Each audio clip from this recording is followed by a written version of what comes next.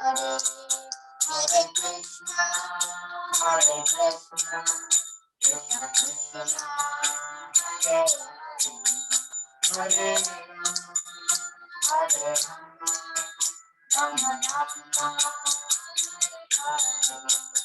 Hare Krishna, Hare Krishna, Krishna Krishna, Hare Hare, Hare Rama, Rama Rama, Hare Hare. Hare Krishna, Hare Krishna, Krishna Krishna, Hare Hare, Hare Rama, Hare Rama,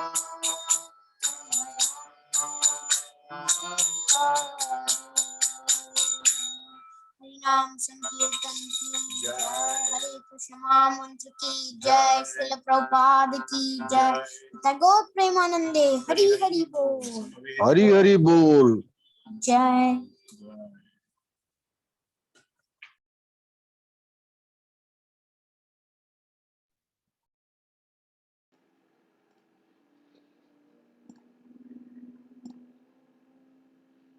Hare Krishna, everyone. Hare Krishna. Dandavat pranams to everyone. Hare Krishna Prabhu.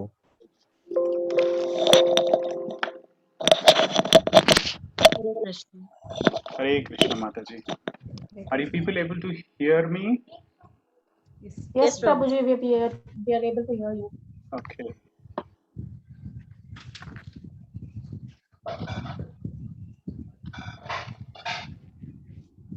Okay, so I think Anuradha Mataji and Tapo Prabhuji, I think I have made co-host. Anyone else we need to be co-host, Prabhu?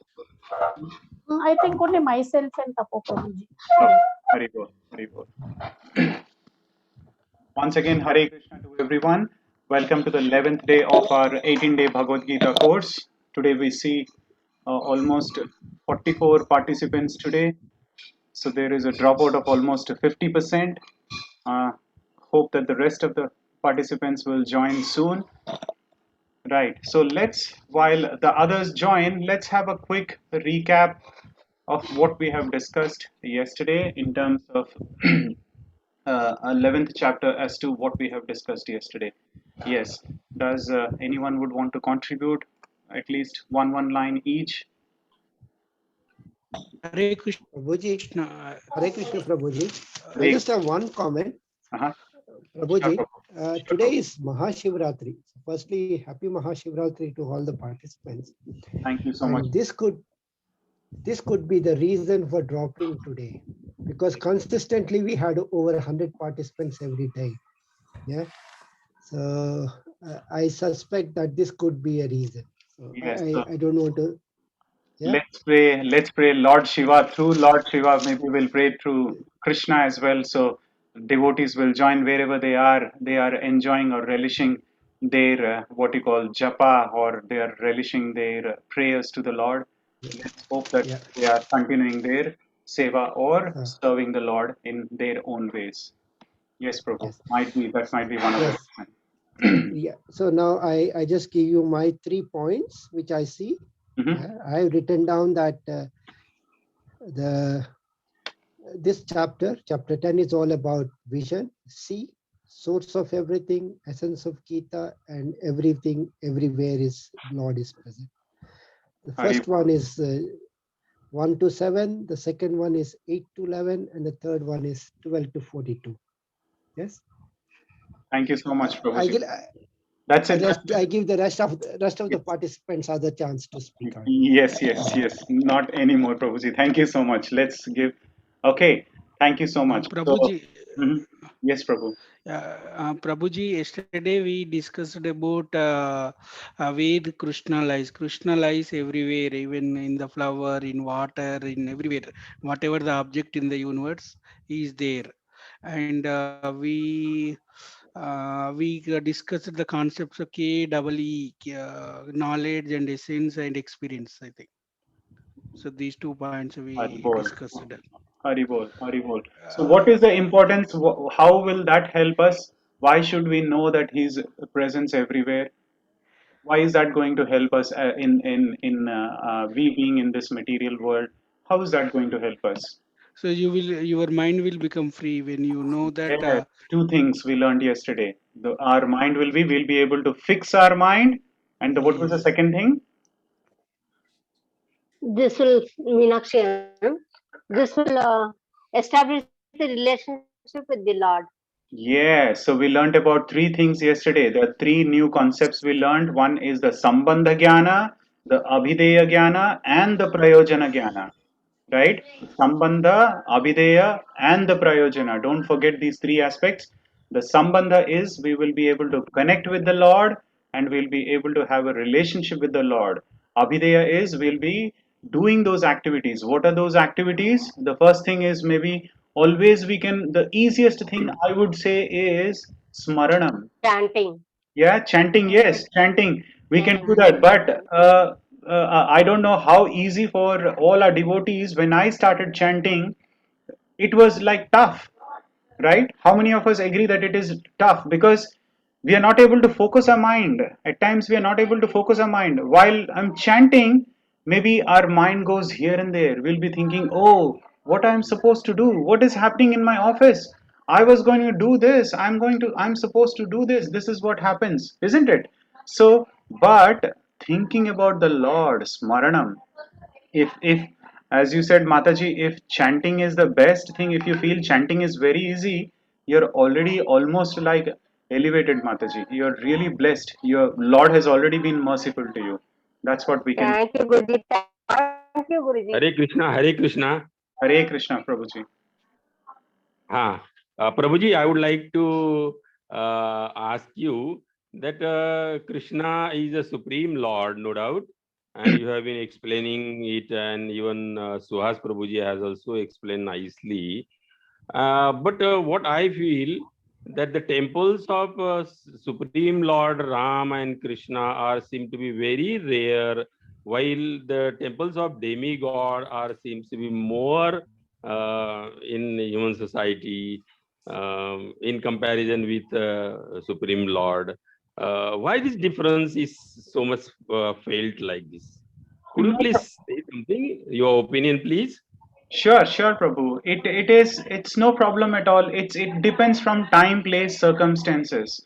So based on the time, place, circumstances, these temples have been erected, right? These temples has been raised, and that's how people have been following this. So it all depends from person to person, perception to perception. For example, yesterday we were talking about a scenario. Right from birth, we have been tuned saying that these are the gods, right? There are devotees who pray only to goddess Lakshmi, right? But however, we call it as Lakshmi Narayana. Why we pray to goddess Lakshmi? Because we understand that there are reasons, four reasons as to why we pray to goddess Lakshmi. Because of our desires, right? Because of the reasons are unknown. I Thank see. you. I see a comment as saying no sound. Well, I think. Am I audible to everyone? Now it Yeah, is yeah, fine, good. Guruji. Yes, Now you are audible. Nicely yes, audible. yes, sir. Okay, Prabhu. Thank you so much. No. We can't We able lost to, you. We lost you again. we can't able to listen you.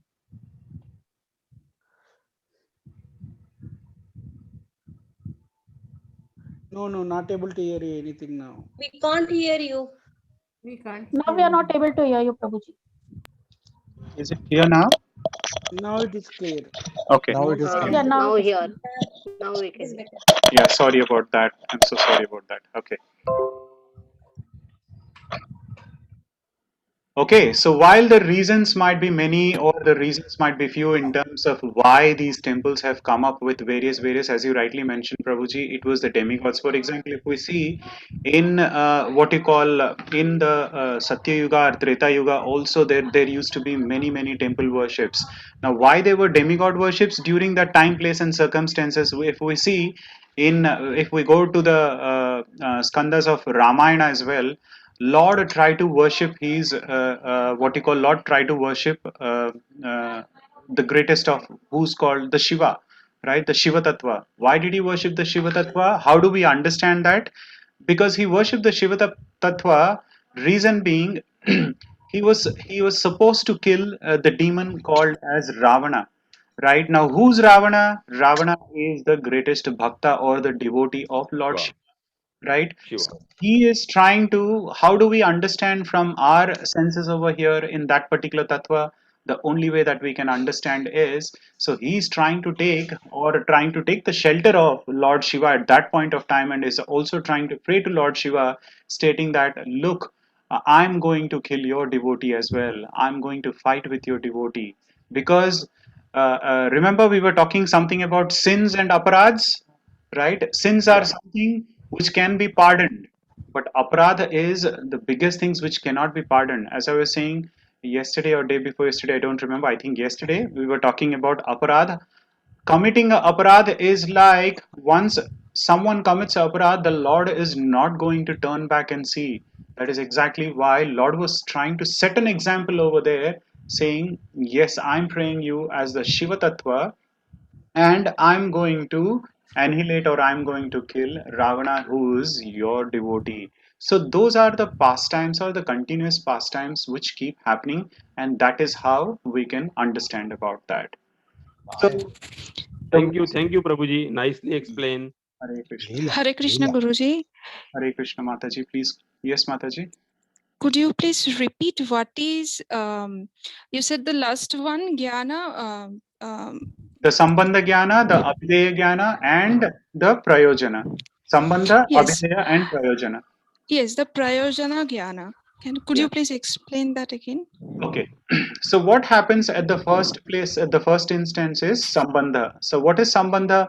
I as a devotee will understand the basics of what is devotional service. If we see in our Brahmamadya Gaudiya Sampradaya, we simply don't call it as devotion. Srila Prabhupada has been so merciful, he uses the word as devotional service, right? Why service?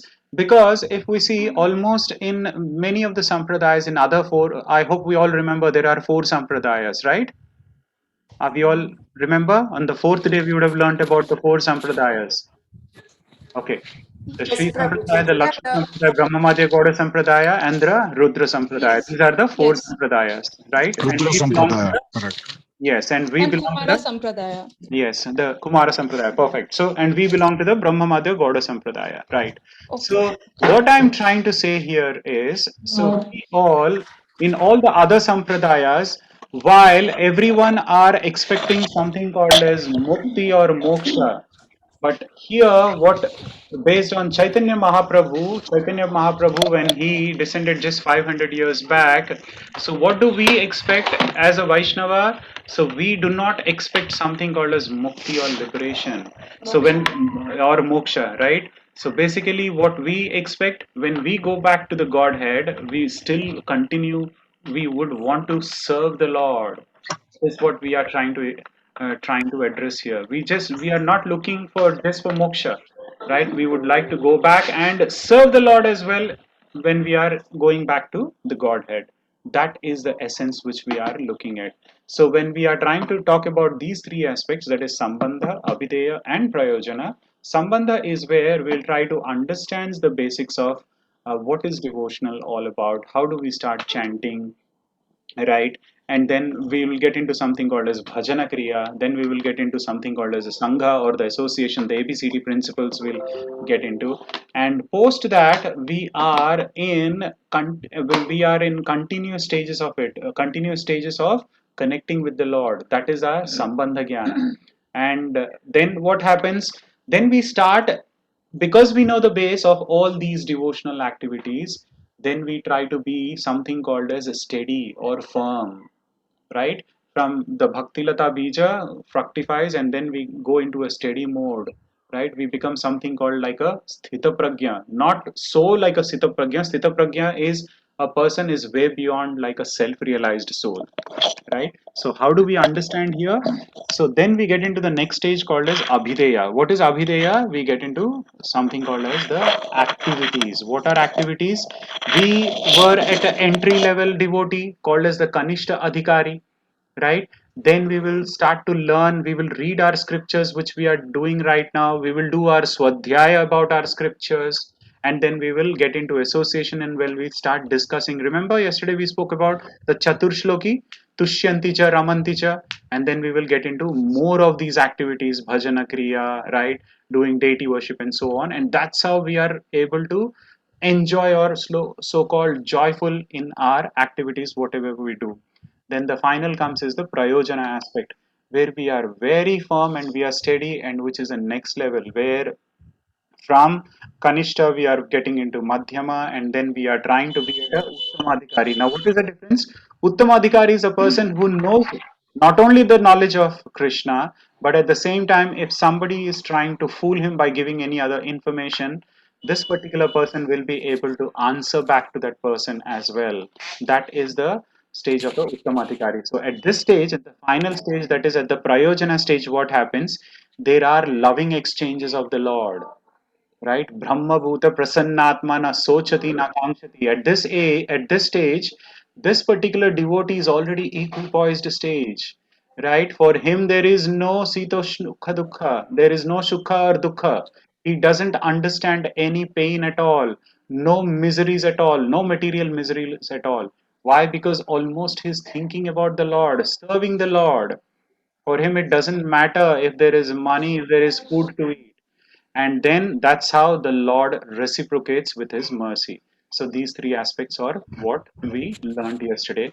With the Chatur Shloki also we learned yesterday, and immediately Arjuna in the 12th and the what you call the 13th verse, he clearly said, yes, I understand that you are the Paramam Dhamam, right? He understand, and he acknowledged, stating, yes, you are the Supreme Personality of Godhead. And it is not only me, it's Kapila, all the sages, Narada Muni, everyone has also mentioned in the Upanishads and Puranas. And then he requested Lord to show his vibhutis or opulences, and we saw all the vibhutis yesterday. Now, how will that help us in a real life scenario or example? How will that help us? As you rightly mentioned, we learned that once we understand the Lord is there everywhere, we will never be able to forget the Lord. First of all, we will be in our steady mindset, in our fixed mindset that yes, He is the Supreme Personality of Godhead, and it will elevate our consciousness in such a way whatever we see around are all His opulences, and we will be fixed in our devotional service. So that was the entire chapter about the 10th chapter, is what we learned today. So today, what we're going to learn, we're going to see. I think someone is trying to give a Hare point, Krishna. or yes, Mataji. Hare Krishna, Prabhuji. Yes, Mataji. Thank you, I want Prabhuji. to add. Yes, Hare Mataji. Krishna, Prabhuji. I want to add this, that we also learned yesterday that ABCD rule. A stands for association. B for books or shastras. We could read. C is for chanting, and D is for sattvic diet and devotional service. And one more thing, that we should always remember Krishna and never forget Krishna. Hari Bol, Hari Bol. Always remember Hare Krishna, never forget Krishna. That's the best. Prabhuji, I have one question. Why we do Kriya Karam after the death of a person if like everything depends on the individual journey of the soul? So what's the meaning of doing Kriya Karam? Like we think that the soul will reach to God if we do that Kriya Karam, but it depends on our own journey. Yes. So, Mataji, if with your permission, can I park this question at the end of our session? We will take Okay, this okay. question for sure. Okay, Prabhuji. Yeah? Okay, Prabhuji. Yes. Yeah. For Hare sure. Krishna. Can I ask one question? Yes, Prabhu. I thought, okay, please go ahead. But again, we will park the question because we will take the questions at the end of this, because this is also a longest of the chapters. And Okay, then let us proceed ahead right now. Okay, thanks. yes, yes, Prabhu. Thank you so much. Okay, so what we're going to do is we'll start with this. Are you people able to see our screen?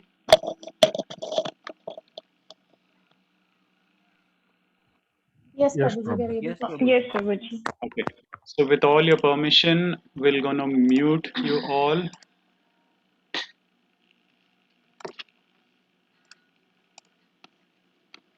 Yes, so today's chapter is all about the universal form of the Lord. We're going to see what is the universal form, and it's called as the Vishwarupa Darshan of the Lord as well. We're going to see that today. So, as usual, when we start our session, we would like to offer our prayers to all our gurus and acharyas and seek their blessings so that we will be able to deliver best and we will be able to learn or exchange the philosophy of Bhagavad Gita, that is the song of God of Lord Krishna, and also we will surrender to the Supreme Personality of Godhead with full faith. Right? So we'll start our prayers. Om Ajnanatimirandhasya Jnananjana Chakshurun Militam Yena Tasmai Shri Gurave Namaha Shri Chaitanya Manobhishtam Sthapitam Yena Bhutale Swayam Rupa Kada Mahyam Dadati Swapadantikam Vandeham Shri Guru Shri Yuta Padakamalam Shri Gurun Vaishnavamscha Shri Rupam Sagrajatan Sahagana Raghunathanvitam Tam Sajivam Sadvaitam Savadhutam Parijana Sahitam Krishna Chaitanya Devam Shri Radha Krishna Padan Sahagana Lalita Shri Vishakha Vitamscha Nama Om Vishnu Padaya Krishna Presthaya Bhutale Srimate Bhakti Vedanta Swaminiti Namine Namaste Saraswate Deve Gauravani Pracharine Nirvishesha Shunyavadi Paschatya Deshatarine Jai Shri Krishna Chaitanya Prabhu Nityananda Shri Advaita Gadadhara Srivasadi Gaura Bhakta Vrinda Hare Krishna Krishna Krishna Hare Hare Hare Rama Rama Rama Hare Hare Hare Krishna Krishna Krishna Hare Hare Hare Rama Rama Rama Hare Hare Hare Krishna Krishna Krishna Hare Hare Hare Rama Rama Rama Hare Hare. Okay, so people who have just joined, we are going through our 11th chapter today because today is the 11th day. We just did a quick recap of what we learned yesterday. That is day 10, and all our teachings are based on the teachings of His Divine Grace A.C. Bhaktivedanta Swami Srila Prabhupada. We are following the same book, Bhagavad Gita, as it is. And who is Srila Prabhupada? As everyone are aware, he is the founder, Acharya of International Society for Krishna Consciousness, or ISKCON. Right. So what was the summary we just discussed a while ago? So Krishna gives the essence of the essence in the 9th chapter, which is Manmana Bhava Mad Bhakto Madhyaji Mam Namaskuru Mam Evaishyashi Yuktavyam Atmanam Mat Parayanaha. So in this he says, fix the mind. Please fix your mind on Krishna. Why? As we learnt in the earlier chapters, in the 6th chapters and so on and so forth, Chanchalam hi mana Krishna, right? Our mind is so chanchalam, it's so flickering that we can't focus on it. Why? We have so many allurements because of those 5 senses. There are so many allurements which give imprints, whatever we have seen. So that's how our mind is so chanchalam hi mana Krishna. So how do we control our mind? By utilizing our intelligence and fixing our mind on the lotus feet of the Lord, or smaranam, or chanting, or listening, hearing, swadhyaya. That is how we can do.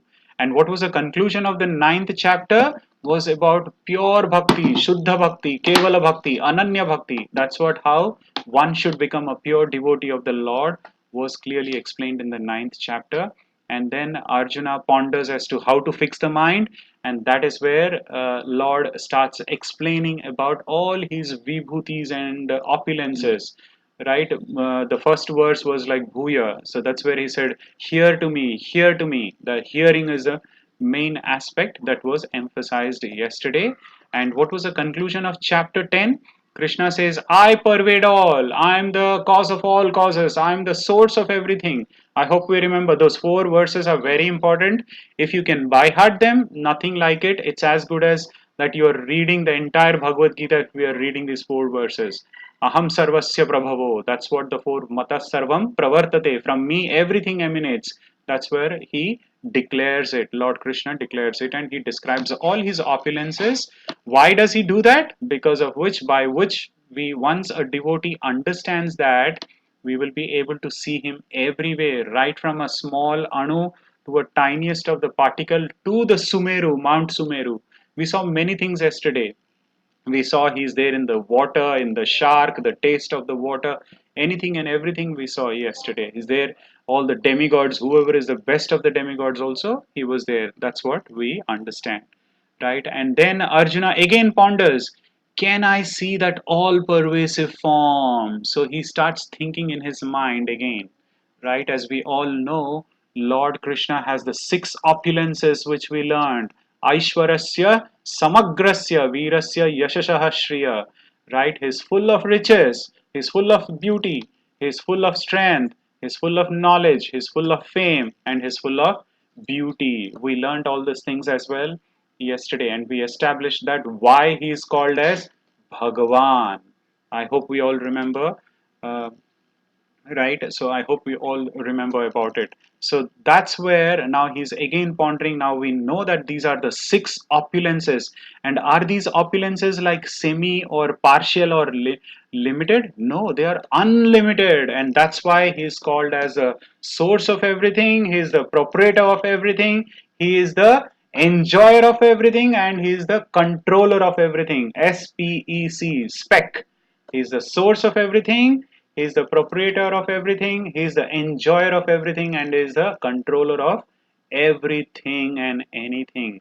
And we saw all these six opulences which we described as well, and that's why we call him as a Bhagavan Vacha. Whenever Krishna talks about any words, Srila Vyasadeva coined it as starting with saying Sri Bhagavanu Vacha.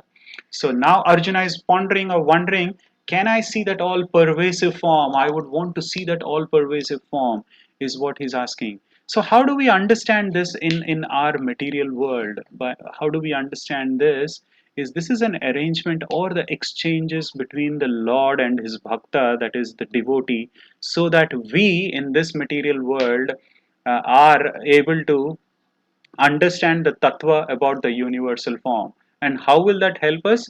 It will help us more in the steadiness and fixing the mind, our mind into Lord, right? We will understand that yes, so we cannot treat anybody and everybody as gods, the so-called gods who are there in this world right now. We say in every corner, we say there are many gods who claim themselves as the so-called gods. We'll see all that now. So now we will see how Krishna reveals his universal form. So this particular chapter is acronymed as Rupa, R-U-P-A. R stands for requests of Arjuna. That's where in the first section, that is the first 4 verses, he will request saying, I would like to see your universal form, O Lord. And then the Lord shows in the next, 10 to 11 verses, his entire universal form. And as and when he sees the universal form, then the prayers of Arjuna immediately starts offering his prayers. We will see the emotions gushing through. We will see all that from 15 to 45 verses we will see. And the last one, armed form. I hope we all remember Lord Krishna, right? We see something called as the 3 forms of realization. What are the 3 forms of realization? The Bhagavan realization, the Paramatma realization, and the Brahman realization, Paramatma realization, and ultimately the Bhagavan realizations. So the Lord will try to show in all the armed forms. When I say armed forms, first he will try to show 400 form, then the 200 form, the Shyama Sundara form in the last 10 verses. We'll see that now. So the first verse, that's where Arjuna Vacha. So this is where Arjuna is directly asking a question. He's not thinking, he's not pondering, and Krishna is not reading his mind, but he's questioning to the Lord. Let's see what is he questioning here. Arjuna Vacha Mad Anugraha Paramam Guhyam Adhyatma Samnitam Yatyaktotam Vachastena Mohoyam Vigato Mama. Arjuna said, by my hearing the instructions you have kindly given to me about these most confidential spiritual subjects, my illusion has now been dispelled. What does that mean? What is Arjuna trying to say here? We just started the chapter, right? The first verse. He is trying to say Tyaktodam vachastena moham vigato mama. How is the illusion dispelled, right? So in the 10th verse, the first verse, what did, if we remember, does anyone remember? Lord Krishna emphasizes on one word, bhuya, means hearing. Please listen to me. Shruno, shruno, tat shruno, right? So what was the effect by hearing? What would happen here? Everything that Krishna has said, Arjuna's illusion has been dispelled. So the hearing is the aspect that is being emphasized here. So what would happen when you start hearing the most confidential knowledge? We ourselves can compare. Where were we on day 1? And where are we when we are in day 10 or day 11? You can rate yourself or you can ask yourself, oh, when I came on day 1, I had some a portion of the knowledge about Bhagavad Gita or about the Lord.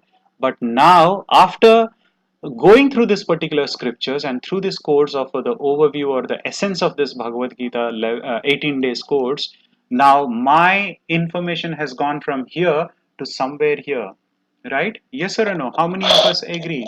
Maybe you can write in the chat, right? So that is the effect of hearing and understanding about the Bhagavad Gita. What is Bhagavad Gita all about? It's the song of God, right? So here Krishna's supremacy is all pervaded. How do we understand 10th chapter? We can understand 10th chapter where Krishna's supremacy, he's the supreme personality of Godhead, and it is all pervaded. What do you mean by all pervaded? That he's there everywhere. Wherever you see, wherever you cannot see, still he is there. That's where he reveals that he is the cause of all causes. What do I mean by he is the cause of all causes?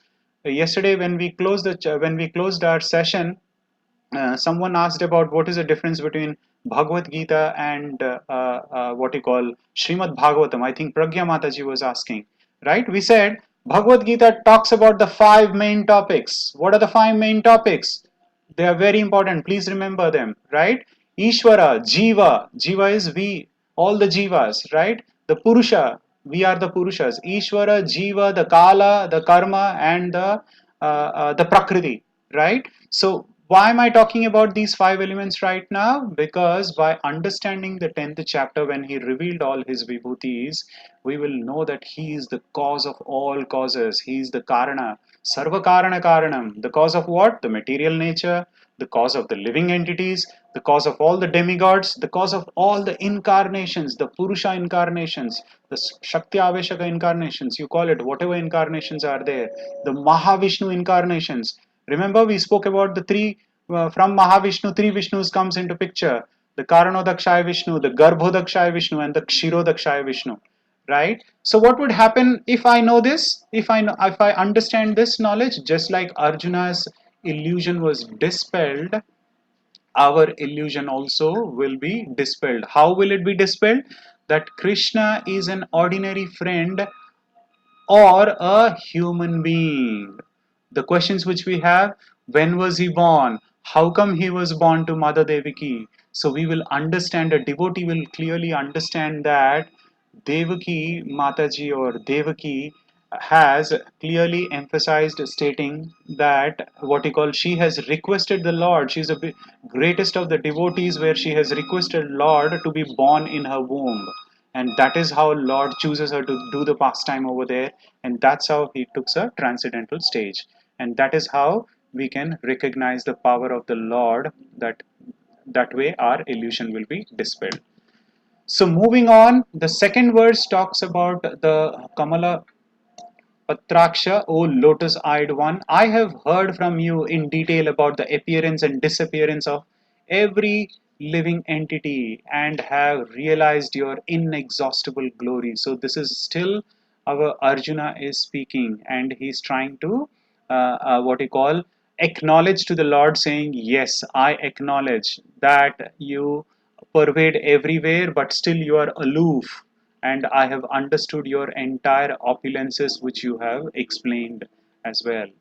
So then we understand that he is the source of all creation, he is the source of all maintenance, and also he is the source of all annihilation or destruction.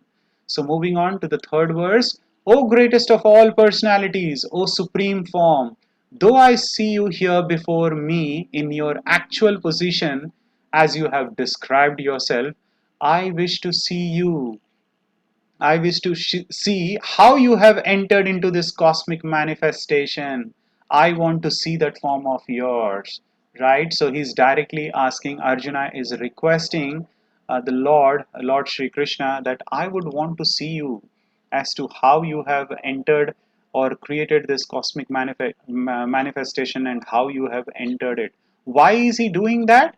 To establish Krishna's divinity. How do we understand this as a normal human being? Because he's trying to establish Krishna's divinity here from this, right? From the first verse to the second verse and the third verse is trying to establish that. And when you establish, what would happen? We will be able to convince others, right? We will be able to convince others. And at the same time, what is a third reason? How will it help us? By requesting this, that he want to see the universal form. Whoever are the imposters or the mayavadis, so-called mayavadis, whoever are concocting in information or unnecessary so-called the knowledge which they are providing, we will be able to tell them that the information which you are trying to provide is not the correct information. Rather, the information which is there in the scriptures, Lord himself has given all the information about all the incarnations, and the incarnations has a valid reason. Why the incarnations happen has a valid reason.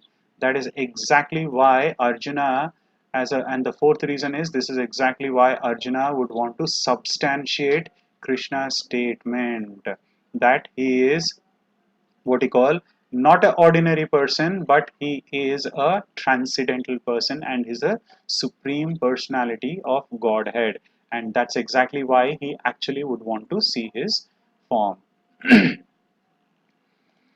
So moving on to the fourth verse, if you think that I am able to behold your cosmic form, O my Lord, Master, O Master of all mystic power, then kindly show me that unlimited universal self, right, as a friend. Now, do you think Arjuna is a friend of the Lord at this stage? No, he's already a surrendered devotee, right? He's already treated what he call his friend, that is Lord Krishna, as a spiritual master.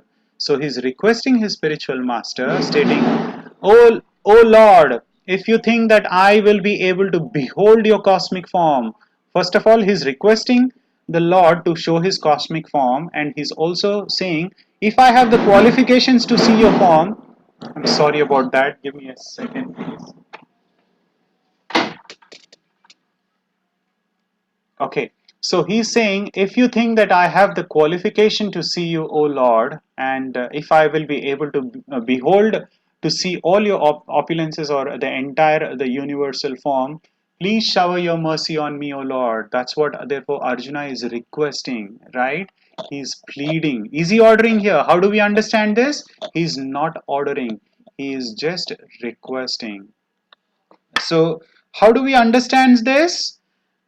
How do we understand this tattva? In our normal scenario, we are the anu, we are the living entity, or we are the tiny part and parcels of the Lord.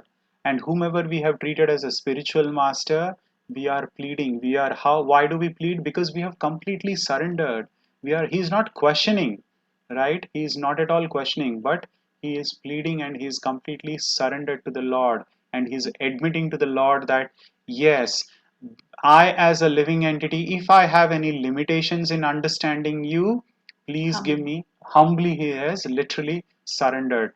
I hope we all remember Tat Viddhi Pranipatena Pariprashnena. What is the procedure of approaching a guru? We learned that, I think, in the fourth chapter we've learned that Tat Viddhi Pranipatena Pariprashnena. That is where here he will refer the Lord as the Yogeshwara. So moving on, let's try to understand why Arjuna wants to see the universal form. Did he doubt because he doubted Krishna? No, he considered Krishna himself special to convince others people who consider Krishna as an ordinary person. He never doubted at all, but people who has doubted Krishna, he wants to what he call clear all the doubts of all such people over here, and he considered Krishna himself as special to convince other people who consider Krishna as an ordinary person.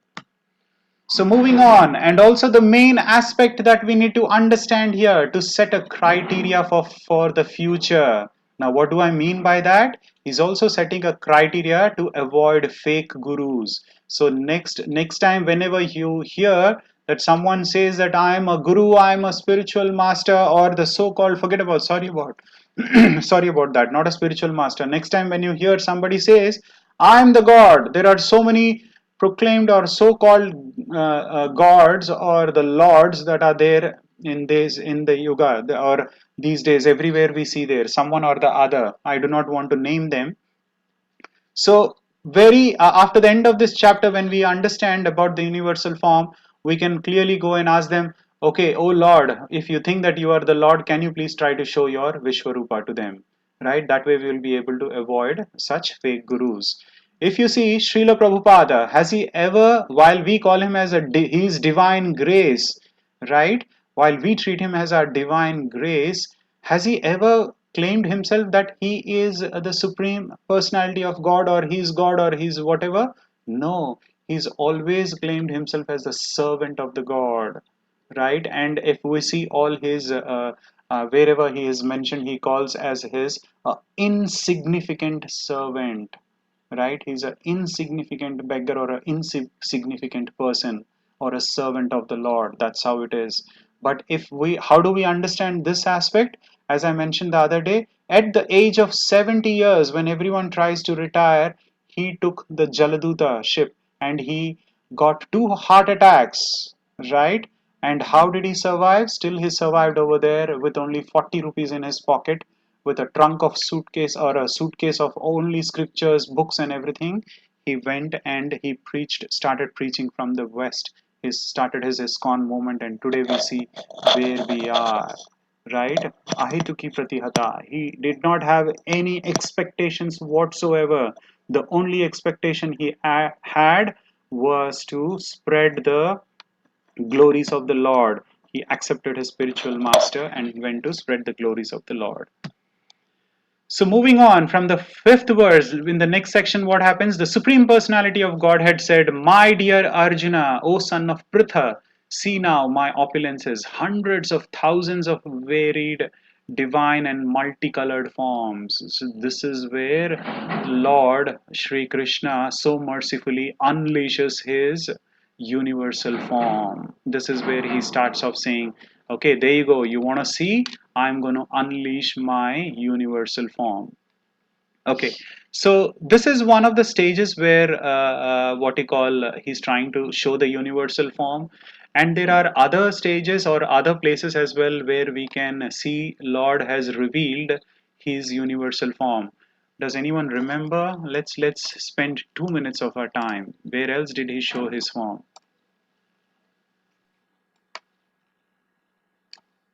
Does anyone remember? Yashoda Maya, Mhm. when he had eaten that mud.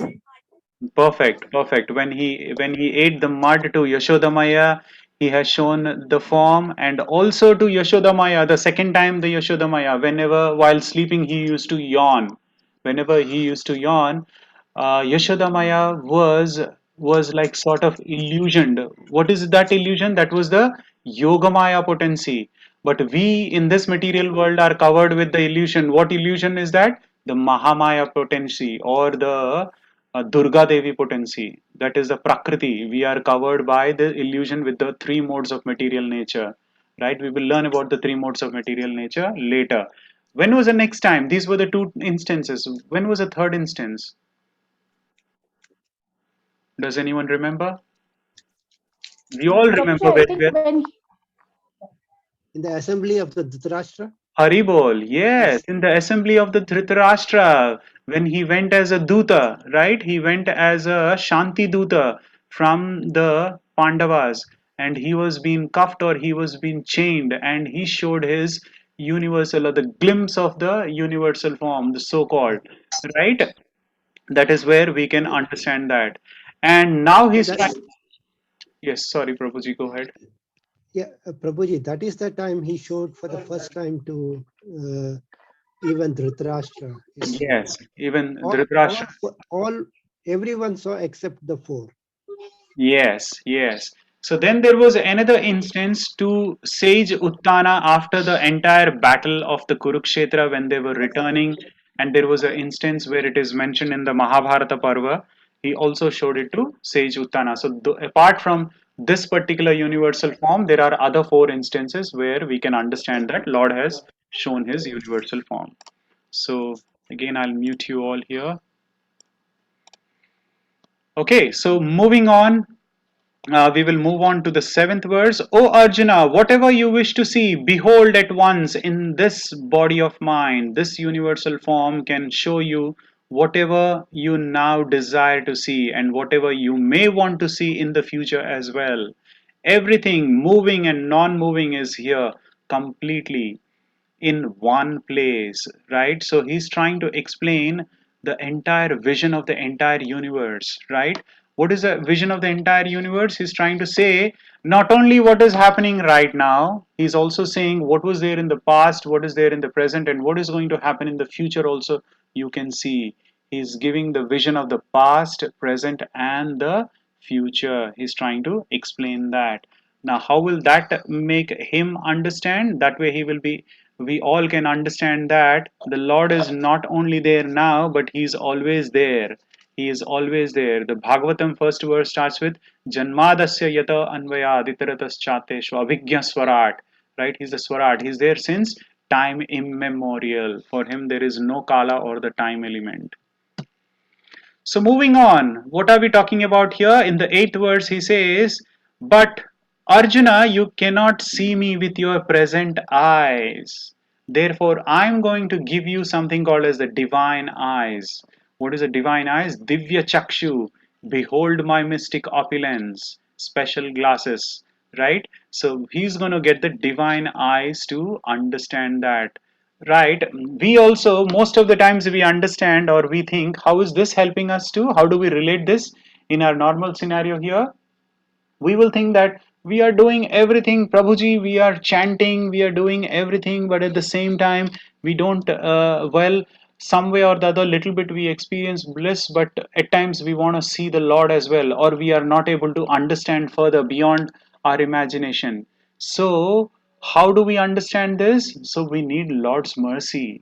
So, here, Lord is giving His mercy here. Why? Because there were two qualifications, if we remember again from the third to the fourth chapter, the transition. What was the third to fourth chapter transition? Because why did Lord try to explain him the transcendental yoga or the transcendental part of the knowledge? He gave the transcendental knowledge because only why did he give it to Arjuna? Because Arjuna was a devotee of the Lord and also he is the Sakha, the best of the friend. So this is where Krishna is also giving his mercy. If we understand, if we think, so when is Lord going to give us the mercy? Lord has already given us the mercy. How did He give us the mercy? That He has already connected us to get into this particular channel some way or the other so that we can understand Bhagavad Gita over here and understand the Lord. Therefore, therefore, we as a devotee will not be able to dwindle our mind or change our mind, and we will be fixed in the consciousness of the devotional service. Moving further, why special glasses? By now we know this. These are the four defects we are born with. We are born with imperfect senses, we are illusioned, and we commit mistakes. And because of these three, we have a cheating propensity. So this is where after seeing, who else is seeing? Let's see. Apart from this, we already know this, right? In the first chapter itself, who all were observing the armies? Apart from Arjuna, Sanjaya was also observing the army. Duryodhana was also observing the army. The entire battlemen were observing the army. And also Dhritarashtra was observing the army. How was he observing the army? You might be wondering, wait a minute. Dhritarashtra is a blind guy. How was he observing the army? From the Shabda, from the instances of what Sanjaya is trying to narrate him. He was giving a running commentary to Dhritarashtra. So Sanjaya starts narrating the universal form. So what do we understand or how do we understand here? From the 9th to 14th verses, Sanjaya was also able to see the universal form. So whoever was there available were able to see the universal form. So the 10th and the 11th verse, Arjuna saw in that universal form unlimited mouths, unlimited eyes, unlimited wonderful visions. The form was decorated with many celestial ornaments and bore many divine upraised weapons. He wore celestial garlands and garments, and many divine scents were smeared over his body. All was wondrous, brilliant, unlimited, all expanding. Isn't it amazing when we are reading these verses?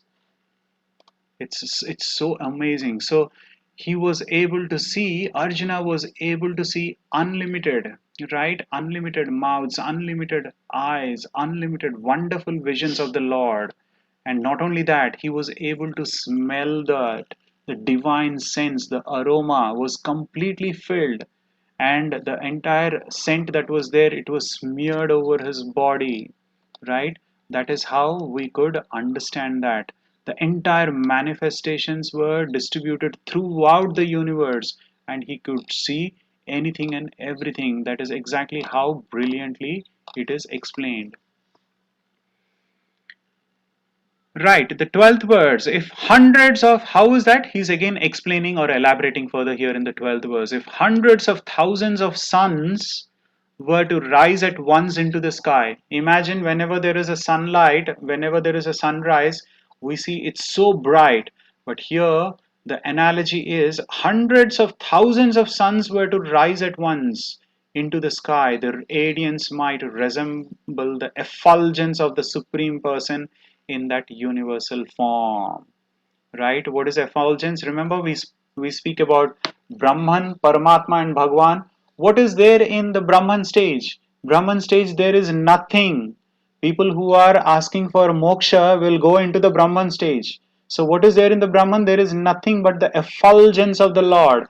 Let's say if you're wearing a white shirt, your skin is white, the entire room is painted white, you're with white floodlights, what can you see? Anything and everything, there is only white, white, white light. It's only effulgence of the Lord. What can you do over there? There is nothing that you can do in the Brahman stage. So this is where almost all the Ashtanga yogis, they looking for the Brahman stage, and at times they go beyond the Paramatma as well. From the Brahman stage they go to the Paramatma stage as well. So here it is being referred as saying hundreds and thousands of suns were there with that effulgence. That's how we can understand this.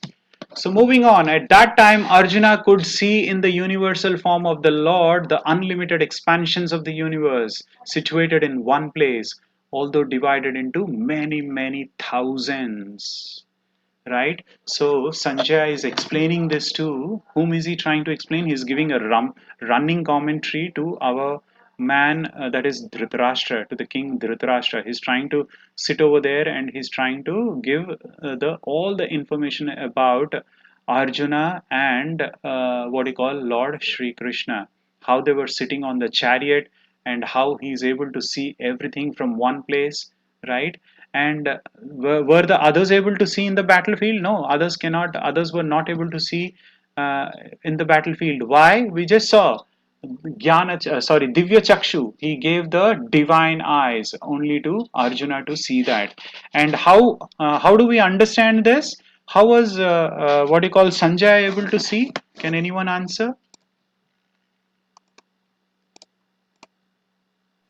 Lord did not give him the divine eyes, but how was Sanjay able to see? Yeah, Hare Krishna Prabhuji. Mhm. Vyas Dev ji gave him that divine drishti Hari Vardhan bol. so that he could see. Hari bol. Thank you so much, Mataji. Perfect answer. Thank you Yes. so much. Yes, thank you so much, Mataji. So, yes, Srila Vyasadev gave that divine vision to what you call to our Sanjaya, and that's how he was able to see as well. Perfect answer. So, how do we get the divine eyes? How do we understand this from our material senses? We will be only able to get the divine eyes with the association of a spiritual master, with the association of our devotees, and the main utmost thing is the special mercy or the mercy of the Lord, right? We will be able to understand the tattva about the loving exchanges or the pastimes of the Lord. Right, the 14th verse. Then, bewildered and astonished, his hair standing on end, Arjuna bowed his head to offer obeisances, and with folded hands he began to pray to the Supreme Lord. That is where he started praying to the Lord. Arjuna said, "O my dear Lord Krishna, I see assembled in your body all the demigods and various other living entities. I see Brahma sitting on the lotus flower, as well as the Lord Shiva and all the sages and divine serpents over here." Right? He's able to see everything here. So how do we understand this? These are the loving mellows, or the rasas are being exchanged over here between the Lord and his devotee. Who's the devotee over here? Arjuna. That is how we should understand here. So Arjuna was able to see all the what do you call all the mellows, or all the transcendental mellows of the Lord, where he's trying to show him all the opulences over here, including Brahmaji, including Shiva, the sages, and the divine serpents, everything. Right. O Lord of Universe, O universal form, I see in your body many, many arms, bellies, mouths, and eyes expanded everywhere without any limit. I see in you no end, no middle, no beginning. So he's not able to make out which is a beginning, which is the end, and which is the end. He is unable to make out in this particular section. So now we are in the what you call the third section of this particular chapter, where he's trying to offer his prayers. He's able to see all the living entities. He's not only living entities, he's able to see Brahmaji, Lord Shiva, and everyone, all the demigods, including the divine serpents, everyone were there. And what was it? It is unlimited. Unlimited is the word that has been used. 17th verse. Your form is difficult to see because of its glaring effulgence. Right? The bright light, it's so glaring that it is so difficult to see. Spreading on all sides is like a blazing fire, or the immeasurable radiance of the sun. So here Arjuna is trying to use an analogy. For example, when we are trying to see the direct sunlight, can we see? It's like a blazing fire. So that is what he's trying to explain here. Why is he trying to explain that? Because his opulences are immeasurable, right? It's very difficult to see, is what we need to understand that. So how do we understand that? We need a divine eyes only. There you go. These are again the continuation of unlimited opulences. You are the supreme primal objective. You are the ultimate resting place of all this universe. You are inexhaustible, and you are the oldest, right? Adi, right? You are the oldest. You are the maintainer of the eternal religion and the personality of Godhead. This is my opinion. And that is where Arjuna is trying to give all this information, that you are without origin, you are the middle, you are the starting, and you are the end. You have numberless arms, many things he's trying to explain here, that you are the maintainer. Remember the spec, you are the source, you are the proprietor, you are the controller, you are the maintainer. Everything he has been explaining here. So you are without origin, middle, or end. Your glory is unlimited. You have numberless arms. You are the sun and the moon, right? So how do we understand this? Now we know that what is sun and moon? The sun and moon are your eyes, right? I see you with blazing fire coming forth from your mouth, burning this entire universe by your own radiance, right? So that is how we need to understand that the sun and the moon aspect of it. So I think we will understand in the upcoming chapters, where we see that the juices are being produced to the plants through the moon, right? We will understand that little later in the upcoming verses. For now, we need to only understand the opulences of the Lord here. Again, this is a continuation of the unlimited opulence as well. Although you are one, you spread throughout the sky and the planets and all space between. O great one, seeing this wondrous and terrible form, all the planetary systems are perturbed. So he's trying to say, apart from me and apart from Sanjaya, whoever is able to see, they are like perturbed. Why they are perturbed? Because everywhere it is like a blazing fire coming from your mouth. And where is it spread? It's spread throughout the sky, the planets, in space, everywhere, right? There is whatever space is there, everywhere it is spread throughout. That's how we can see. So what does it prove here? This proves that Arjuna was seeing was clearly seeing and he was not dreaming. Right? That is how we need to understand that. All the hosts of demigods are surrendering before you and entering into you. Some of them, very much afraid, are offering prayers with folded hands. Hosts of great sages and perfected beings, crying, all peace, Trahimam, Trahimam, are praying to you by singing the Vedic hymns. Right? So he's trying to explain.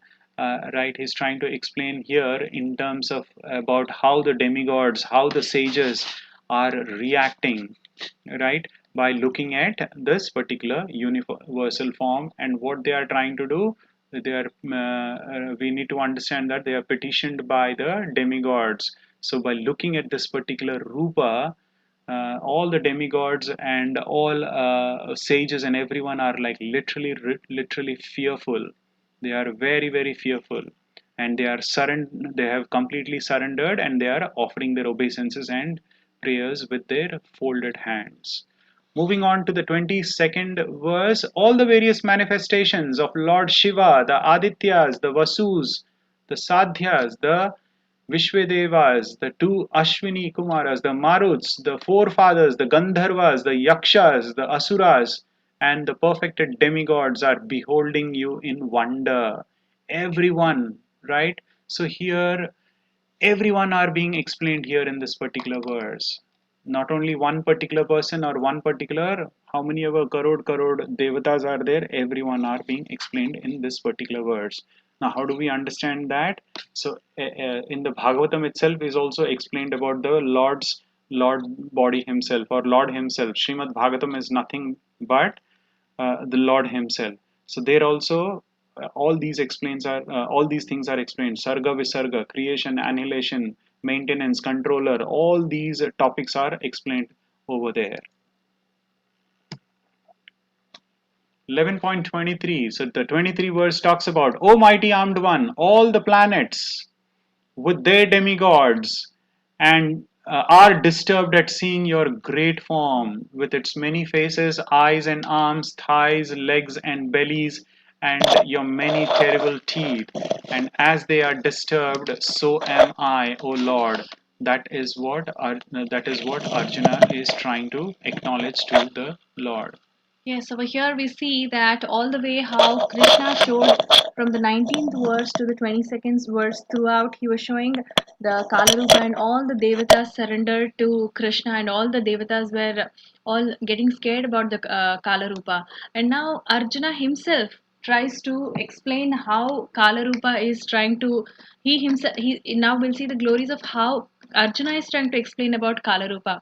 He's saying, "O mighty armed one, all the planets with their devatas, that is demigods, are disturbed at seeing your great form with its mighty faces, eyes, arms, thighs, legs, and bellies. And you, your many terrible teeth as they are disturbed, so am I." So he's also saying that after looking at the Kalarupa, that he's devouring everything, he's consuming everything. And we saw that in the previous description how he's showing, and he's also explaining, see what you want to see. And he showed that Krishna showed how he's devouring, he's consuming everything as a Kala Rupa. That is, he's saying, I'm Kala, I'm Kalosmi. When he says that, he's devouring. By looking at that, now Krishna is saying, Arjuna is saying, what is it, how is he looking at it, how is he able to perceive this particular truth? And in the 24th verse, he says, "O all-pervading Vishnu, seeing you with your many radiant colors touching the sky, your gaping mouth, and your great glowing eyes, my mind is perturbed by fear. I can no longer maintain my steadiness or equilibrium of mind." So here, if you see in the picture, we see one of the eyes of Krishna is actually the moon. It's very calm and sweet. But at the same time, on the right side, you have the eyes, which is like a glowing effulgence. So Krishna is actually witnessing. We have to see over here that Krishna is actually a witness in the form of, he is inside us in the form of Paramatma. He is witnessing all our actions, and also his eyes, that is, one of the eyes is moon and another one is a sun, and hence that's also the witness of what we are doing. So this is how we need to perceive about the about this particular eyes that we have booked over here, and also he's consuming everything. And when he's seeing this, Arjuna is saying that his mind is like, by looking at these radiant colors, he is feeling that he is so perturbed by looking at all of this. And in the and he goes on to glorify further. He goes on to get scared, rather, that he's seeing the blazing death-like faces everywhere, where and the awful teeth the teeth is so awful that it's consuming everything. And it's actually very difficult, a difficult phase that he is not able to assume, because Krishna actually in the verses before, Krishna receives the divine eyes, the celestial eyes. Arjuna receives the divine or the celestial eyes. Now, when he receives the celestial eyes, it means that actually pure devotees can only see the Shyamasundara sweet form. But he receives the celestial eyes so that he can see this particular form, which is the all the rupas that he is showing, which is difficult for Arjuna to behold. However, for the others, it wasn't required, but for Krishna, and that's how the acharyas are defining that being Krishna's devotee, Arjuna is actually only used to see the Shyamasundara sweet two-handed form. But he had to downgrade his vision to see this particular Kala Rupa and all the other celestial vision that he wants to give it to Arjuna. And now over here, even though he's got the celestial eyes, he doesn't have the heart or mind to even behold this. So in the 26th verse, he's saying, all the sons of Dhritarashtra, along with their allied kings and Bhishma, Drona, Karna, and our chief soldiers also, are rushing into your fearful mouths. And some I see trapped with heads smashed between your teeth. So he's able to see that all of them are actually, Krishna has already consumed them. He's already killed them and he's consumed them. So this indicates that Arjuna could see what is awaited, what exactly is awaited in future, which is victory he's already seeing the victory in this particular verse. That's how we need to understand that, Krishna has already consumed everything. But what is in it for me? We will see that when the chapter comes. So that's how we need to see that it's consumed, and he has something for him, and he needs to perform his duty. In the 28th verse, he's saying, as the many, that is Arjuna is saying over here, as the many waves of rivers flow into the ocean, so do all the great warriors enter blazing into your mouths. He's giving an analogy here. He's just to define what he's seeing. Now, this is actually not something that he was wishing to see. It's not his will.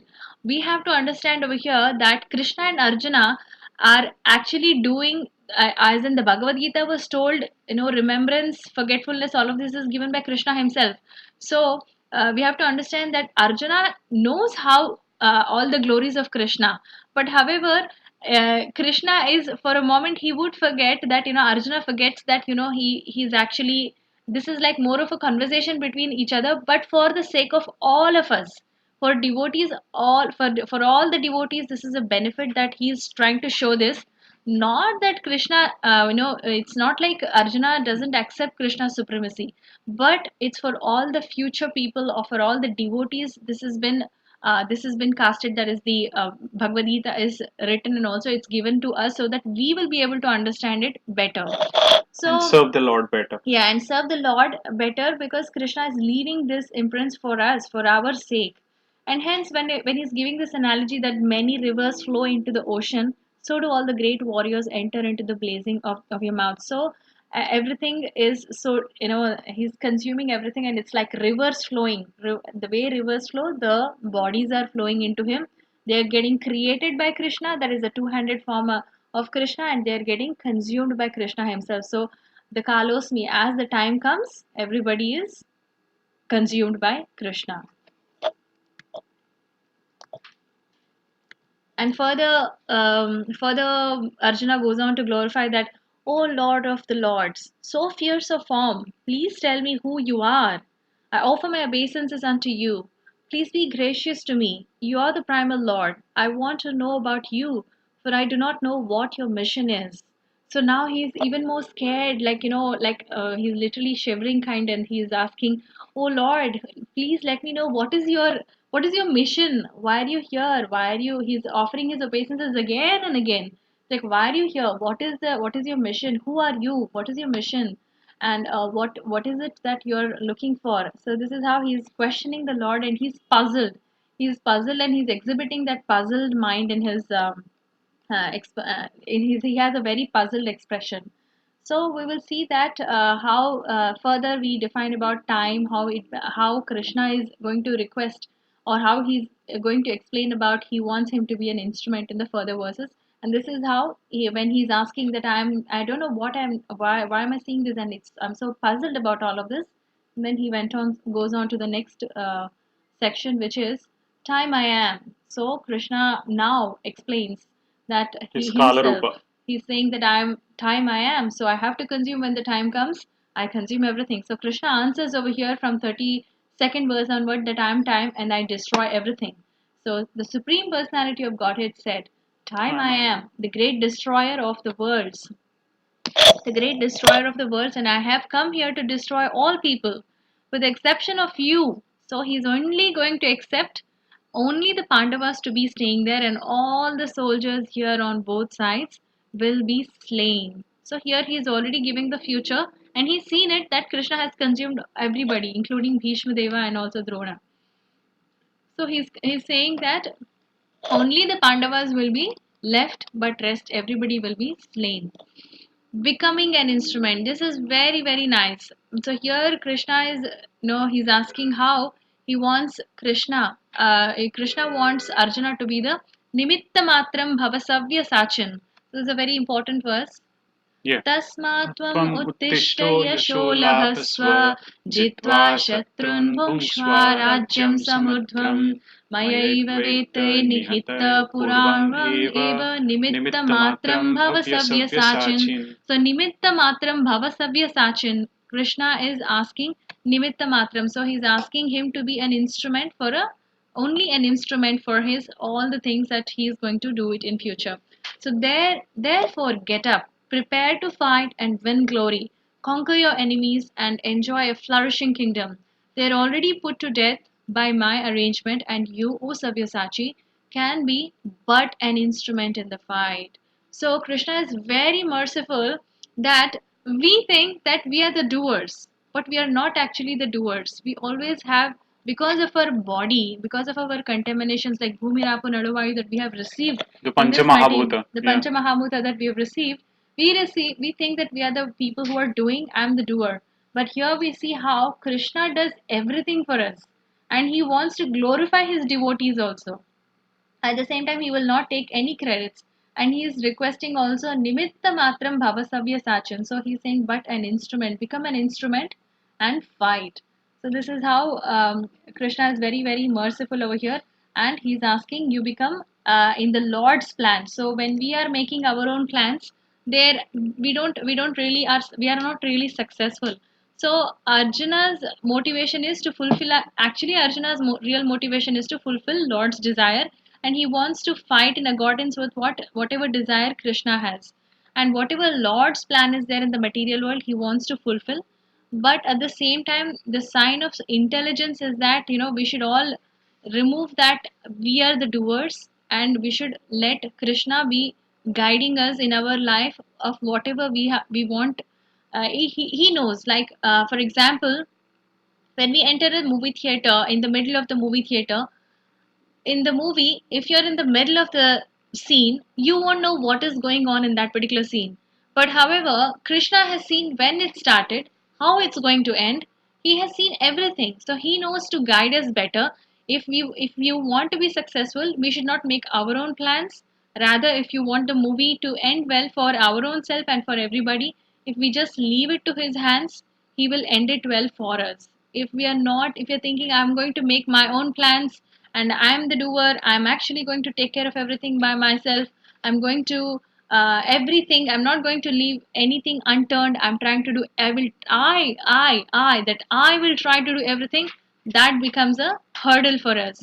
Rather, we should all become instruments in the Lord's plan, and somehow or the other, by chanting and by taking the Lord's name, we will get the guidance from inside, and we will be able to move ahead and we will be able to become will all become instruments in his hands, and the movie can become successful. Yeah, so this is exactly how we need to understand here, that just like Arjuna understood that it is not what he is trying to do. He's not the person, or he's not the karta or the dharta over there who's doing or who's going to fight and kill them.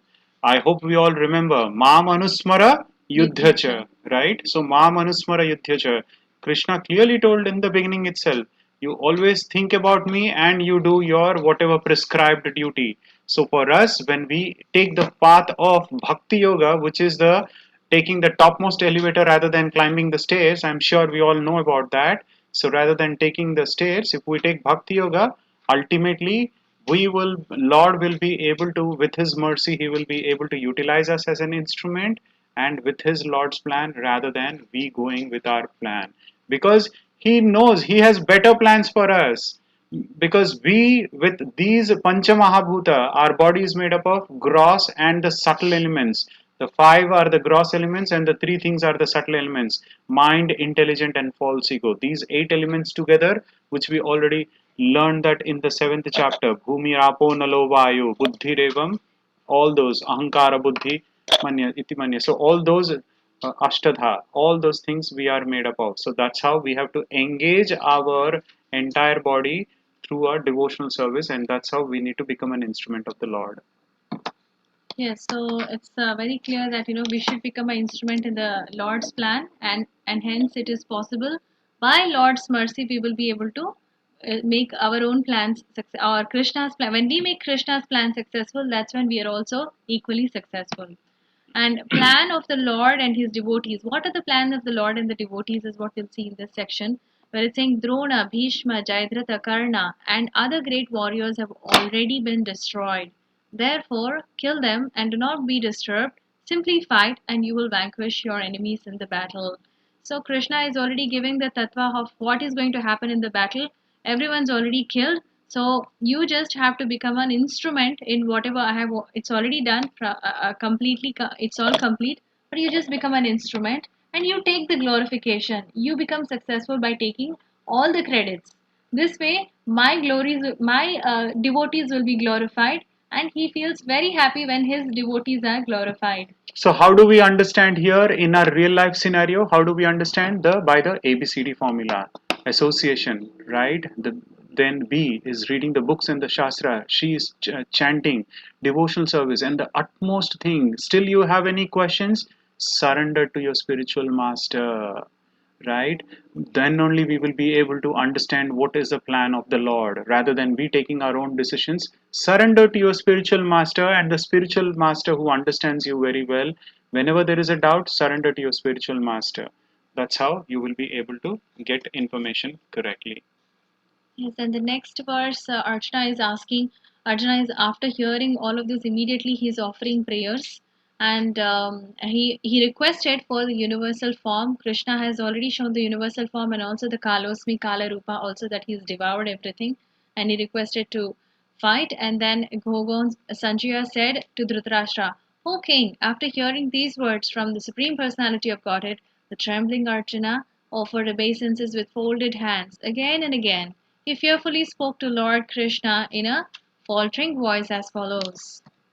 So this is where Sanjay is trying to explain Dhritarashtra. Arjuna said, O master of senses, the world becomes joyful upon hearing your name, and thus everyone becomes attached to you. Although the perfected beings offer you their respectful homage, the demons are afraid and they flee here and there. All this is rightly done. That is what Arjuna is trying to explain here by saying, Rishikesha, O master of the senses. Yes. And next, this is very sweet that Arjuna realizes, Arjuna begs for forgiveness, that, thinking of you as my friend, I have rashly addressed you. O Krishna, O Yadava, O my friend, not knowing your glories, please forgive me whatever I may have done in madness or in love. I have dishonored you many times. Just as we relaxed, lay on the same bed, or sat or ate together, sometimes alone and sometimes in front of many friends. O infallible one, please excuse me for all those offenses. So how do we understand this? How Krishna relates to his devotees. But Krishna is so kind and merciful that in spite of such opulences, he played with Arjuna as a friend. So we have to feel, we have to understand that how Krishna is supreme personality of Godhead. He, even though he is supreme personality of Godhead, he still is doing all the leelas. We saw the shloka Paritranaaya sadhunam vinashaya cha duskritam dharma samsthapanarthaya sambhavami yuge yuge.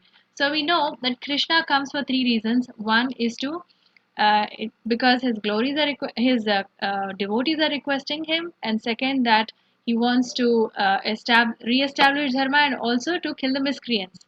But however, we also have to understand that Krishna's devotees are calling him, and he wants to also give these leelas, the pastimes, which are very sweet. When we keep listening to these leelas of Krishna, automatically our hearts are cleansed.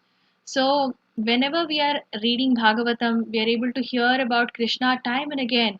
And whenever we are doing these kind of repeatedly receiving this knowledge about Krishna, our hearts are purified every day whenever we are listening to this. And that's how, and that's the reason why, Krishna also comes to give all the pastimes. He leaves the dhams. So when we visit the dhams also, we are able to see the mercy of Krishna. We are able to get cleansed. These are the ways that we are able to receive and understand that he's cleansing. So here in this verse, Arjuna is begging Krishna, "Oh Krishna, oh Yadava, my friend." So here it's like the relationship between a living entity and Krishna is fixed eternally. We are all parts and parcels of Krishna. And it's actually, it cannot be forgotten as an evident from Arjuna's behavior. So we might forget that we are actually parts and parcels of Krishna. But Krishna is not, he's not having this forgetfulness. Krishna knows past, present, future, everything. But at the same time, He's merciful even though we have fallen into this world. He is still taking care of us and He is coming along with us. He's always with us in our hearts. He's always guiding us whenever we are asking for anything, regardless of we are looking at Him or not. He's always guiding us. Sanctioning as well. Yes, He's always sanctioning all that we are looking from Him. So this is how for all the things that Arjuna has done as a mistake. So this is how, as a devotee, we should think that he's always with us, but we forget it, and as a devotee, We always turn our Arjuna, back. Yeah. yes, and as a devotee, Arjuna is now turning towards Krishna, and he's saying, "I called you." I called you in so many ways, and also we lay in the same bed together, we sat together and ate together. I didn't know your supreme personality of Godhead. So he gets the greatest of the realization here, and he's saying, I didn't know all of this. Please forgive me. And Arjuna is requesting in these verses. Let me check this. Yeah. Arjuna is requesting for the Lord's form. So now, after looking at the universal form and also the Kalosmi, he is now requesting that after seeing this universal form, which I have never seen before, I'm gladdened.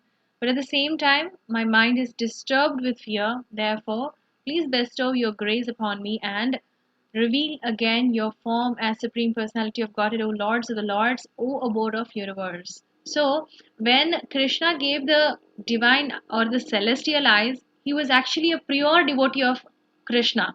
So, when you're a pure devotee of Krishna, you're actually degrading your vision, because here he is getting celestial eyes, but actually Arjuna is a devotee of Krishna. He's actually having a loving relationship that's even higher. That's actually a higher form of loving relationship. But he gave him celestial eyes so that he can see this. But still, he can't behold this because devotees don't appreciate universal form.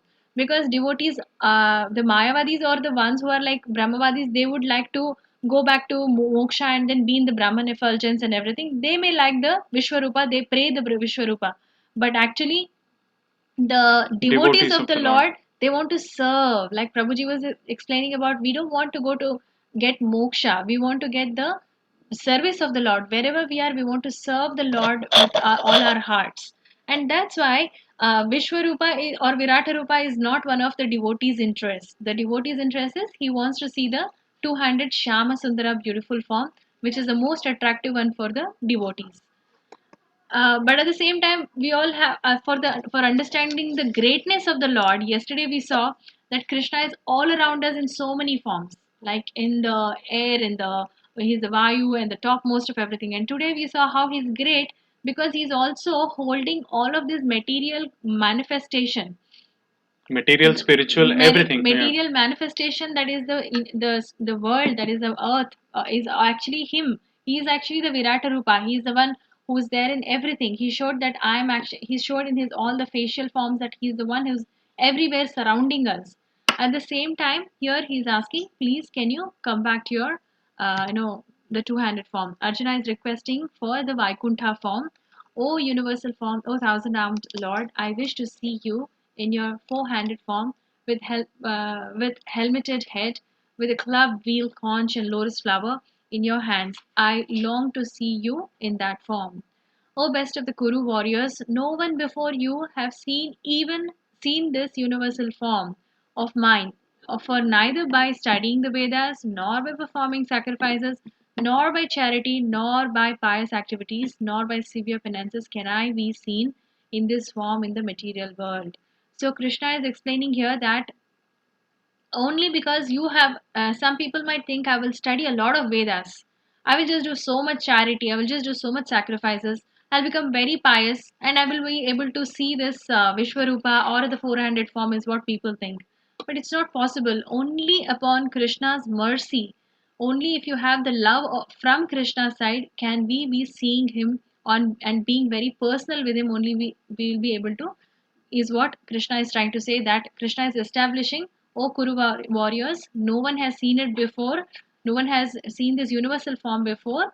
Just because they might read Vedas or by doing sacrifices or by charity, they cannot see this, is what Krishna is trying to establish in this verse. So how do we understand this, and what does these two verses indicate? These two verses clearly indicates Krishna's supremacy, that he is the supreme personality of Godhead. Not only that, that all the forms and all the incarnations come from Krishna, not the other way around. We think that Krishna comes from Vishnu. No, all the Mahavishnus and all the Vishnus come from Krishna. That is how all the forms and all the incarnations comes from here. Right? If we need any further references and any further proofs, there is something called as Brahma Samhita as well. That's how we need to understand. All the things are explained over there. So moving on. Now, Lord, from his four-handed form, he goes into the two-handed original form. Sanjaya said to Dhritarashtra, the Supreme Personality of Godhead, Krishna, having spoken thus to Arjuna, displayed his real four-armed form and at last showed his two-armed form, thus encouraging the fearful Arjuna. So where can we see the Lord's two-handed form? The Lord's two-handed form can only be seen in Golok Vrindavan. But where will you be able to see the Lord's four-handed form? In the Vaikuntha Lokas, in all the spiritual abodes or the Vaikuntha Lokas will be able to see here. That's exactly how Krishna has a two-armed form, which is the Shyamasundara form. And how do we understand this? We need to understand that this can be only seen through the pure bhakti or Ananya bhakti, right? There is undivided, unalloyed service. Whoever does it will be able to see that. That's how we can understand this aspect of it. The universal form, we saw that it was even shown to Bhishma and also to Drona and also to assembly. But here Krishna is also established in the previous verses that at least the universal form at least is something that they have seen, but the four-handed form is rare and the two-handed form is even more rare, and it can only be achieved through the bhakti, pure bhakti. And that's how we need to understand that the two-handed form is the topmost of all. And we also need to understand that the whatever form that was shown to Duryodhana, that was not the complete form. Yeah. It was just the partial form, right? That is how we need to understand. So moving on, all forms come from me. This is the Falashruti or the conclusion of this particular chapter as well. When Arjuna thus saw Krishna in his original form, he said, O Janardhana, seeing this human-like form, so very beautiful, I'm now composed in my mind and I'm restored to my original nature. This is the conclusion or the result, right? He is so much blissful, or he's so happy about here by looking at this particular form. So this also explains about how the pure devotees are not at all confused. You try to confuse the pure devotees, they will not be confused because they understand the tattva very well. At the same time, they cannot be misguided as well, right? This particular words talks about pure devotees and how this is clearly indicating how pure devotees are always in constant service of the Lord. Yes, Bhagavad Gita is like the sunshine. When the sun comes, automatically the darkness is dispelled. Like that, Bhagavad Gita is actually dispelling all the doubts that all of us might have, that, there are many people who would be praying the Vishwarupa, but Vishwarupa is actually not the main. The main is the two-handed form is what we need to try and understand over here. Right. The Supreme Personality of Godhead said, "My dear Arjuna, this form of mine you are now seeing is very difficult to behold. Even the demigods are ever seeing the opportunity, are ever seeking the opportunity to see this form, which is so dear," is what Lord is also trying to explain here. And we already know there are different processes to know the absolute truth. What are the different processes to know the absolute truth? We can see that there are three ways to know the truth. One is the pratyaksha pramana, one is the anumana pramana, and the last one is the shabda pramana. We all are going through the shabda pramana. Why pratyaksha pramana is not that important and vital? Because of the four defects that we have, right? And why anumana pramana? We don't want to go through speculation and so on and so forth when we already know this particular what you call the knowledge which is there. So who does anumana pramana? The jnanis. They try to do that, but what do we do? The Vaishnavas are the so-called bhaktas. What do? We already know what is a transcendental process. What is a transcendental process? ABCD formula. Always think of Krishna, never forget Krishna, right? Surrender to the spiritual master and learn from the Gitas and understand the transcendental process, which is a Navavida Bhakti. Moving on, so this is the final part of it. Only by Ananya Bhakti, Kevala Bhakti or the Shuddha Bhakti. Bhaktyatva Ananya Sakhya Aham Evam Vidho Arjuna Jnatum Drushtum Cha Tatvena Praveshtum Cha Pranantapah. My dear Arjuna, only by undivided devotional service or unalloyed devotional service can I be understood, and I am standing before you and can thus be seen directly. Only in this way can you enter into the mysteries of my understanding. Why Lord is saying mysteries? Because of his inconceivable potencies, right? Bheda Bheda Tattva, which is very difficult to understand by a normal person. But who can understand all this? All this can only be understood by a greatest Ananya of the Bhakta. devotees. So here there is a glorification of how a bhakta or the bhakti is the most topmost. So after showing all the forms, Krishna is saying the undivided devotional service is the most glorious, and he will enter into the mysteries of my understanding. So only by bhakti we can understand Krishna's mystery. And not everybody, when we say okay, where we have people dropping out, it's not everybody's it's not everybody who can actually get into this and then understand. And also it requires a lot of intelligence, so that part is also something very difficult. Like, one should have the level of sadhana that they can sit for 1 hour, listen, and then also understand and try to learn about Krishna. That is a big sadhana. So one should be having that strong determination that I want to sit in the class, I want to understand, I want to further read about it, I want to do Ananya Bhakti. This is all a very process which one has to determine that I want to learn and become smart and intelligent about learning about Bhakti and spirituality. So this is how the glories of Bhakti is given in this particular shloka, that one person can understand the mysteries of me, that is mysteries of Krishna, only by undivided devotional service. So here the glories of Bhakti is given in this particular verse. This also indicates that we as a Vaishnava, while we think that Krishna consciousness is very simple, yes, it is a simple process. At the same time, we also need to understand that we are also doing austerity. How are we doing austerity?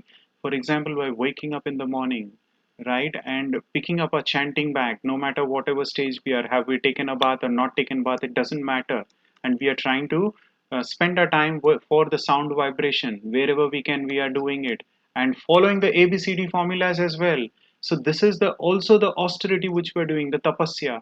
So that is how devotees do tapasya and get into something called as Ananya Bhakta. Yes, this is the verse where it's also establishing that Ananya Bhakti is actually glorified. So in this particular chapter, not only that Vishwarupa and all those things that was given, but also Ananya Bhakti is established. That Ananya Bhakti is the topmost. Not like I'll just read a lot of shlokas and Vedas, learning. The one who is aspiring, the Brahmavadis, what they do is they aspire to go to the Brahman effulgence. They don't want to serve Krishna. They just want to get moksha. I just want to get out of this material world somehow, and I don't want to be getting into this janma mrityu jara vyadhi. I will just get out and I will just be in the moksha platform.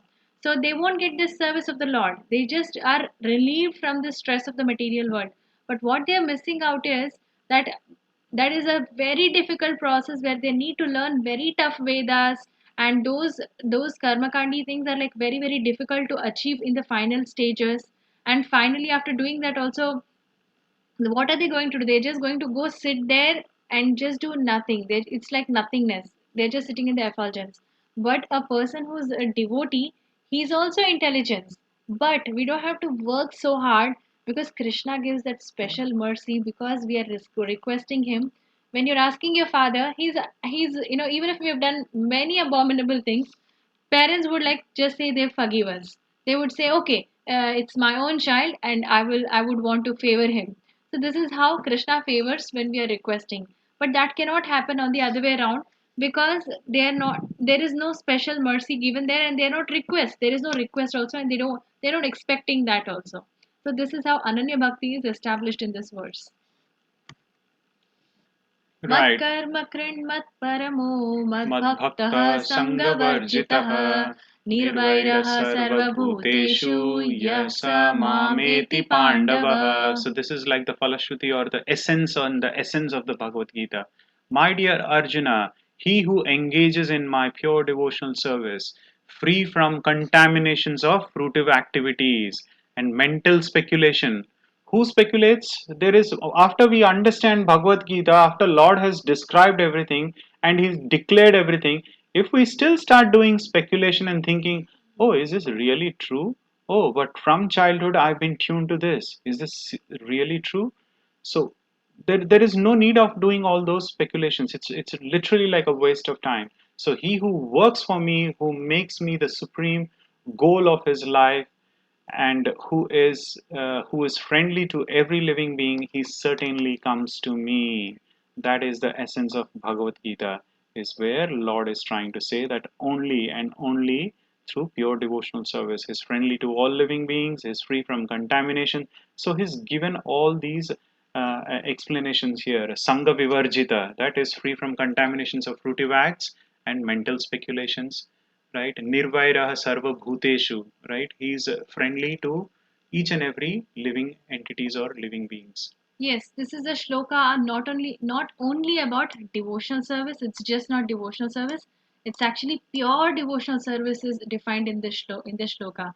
That's why it's a falashruti where pure. What is pure devotional service? Devotional service means I will be doing.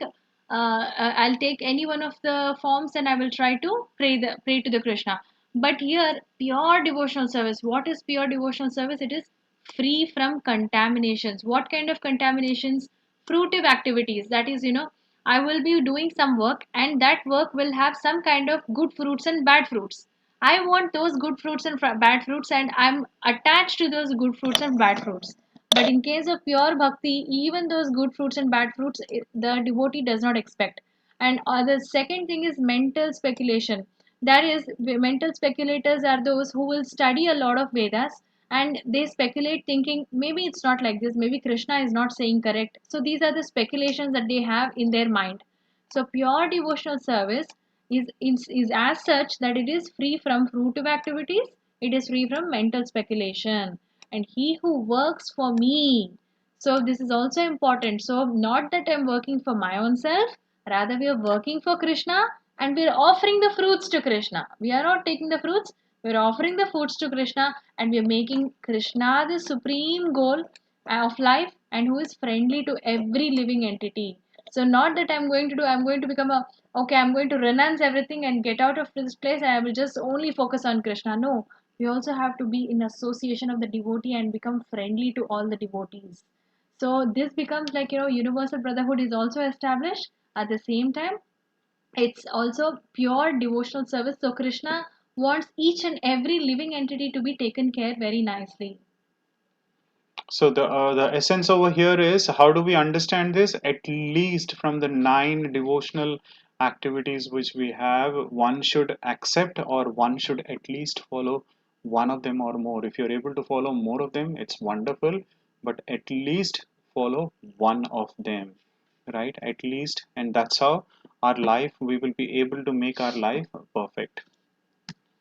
So that's the chapter summary. Arjuna requests Krishna to show his universal form, right? That is Drishtam Ichhami Te Rupam. Then Lord Krishna describes his universal form, and Arjuna's vision of the universal form, that's where he gives the divine vision, Jnana Divya Chakshu, and Arjuna experiences the universal form over here, and then Krishna responds that I am the Kalosmi, the time factor, and Arjuna's prayers. Immediately after that, he starts offering his prayers, and then we see that he will request to come back to his normal form, which is the 400 form. 400 form is there in the Vishnu, in the all the Vishnu tattvas, in the Vaikuntha lokas and all.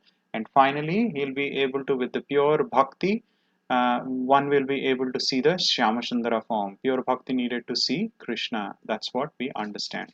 With this, we will close the 11th chapter as well. Let's chant out loud 3 times for the welfare of all the devotees over here. Hare Krishna, Krishna Krishna, Hare Hare, Hare Rama, Rama Rama, Hare Hare. Hare Krishna, Krishna Krishna, Hare Hare, Hare Rama, Rama Rama, Hare Hare. Hare Krishna, Krishna Krishna, Hare Hare, Hare Rama, Rama Rama, Hare Hare. Hare Krishna, everyone. Okay, so if there are any questions, we may ask questions. If there are no questions, Yeah. let's see if there Yeah, are. Hare Krishna. Hare Krishna, Prabhu. Yeah, I have a question. Yesterday, somebody asked, what is wrong with this material world? And you said world is a dukhalai, is a jail. I want to know if this is clearly written in some words or Yes. it's an interpretation of indirect interpretation. This is written in the verse, Prabhuji. It's written as material world is dukhalayam ashashvatam.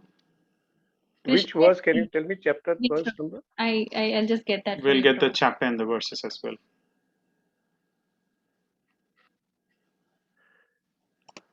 Meanwhile, while we are searching that, let's see if there are any questions in the chat.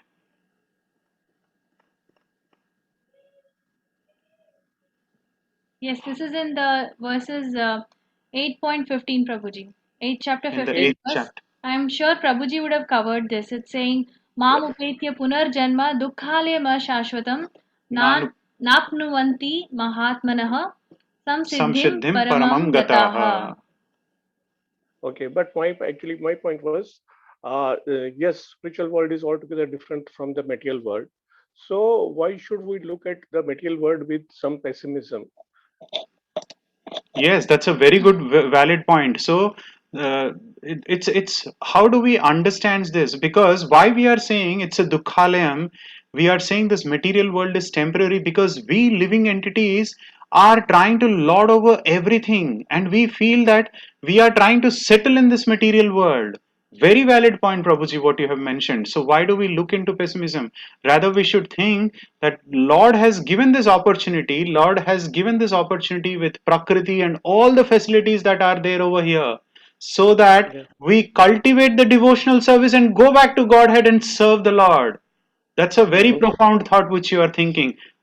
If everyone thinks in that particular path, definitely we will be able to accept, because everything is there over here in this material world.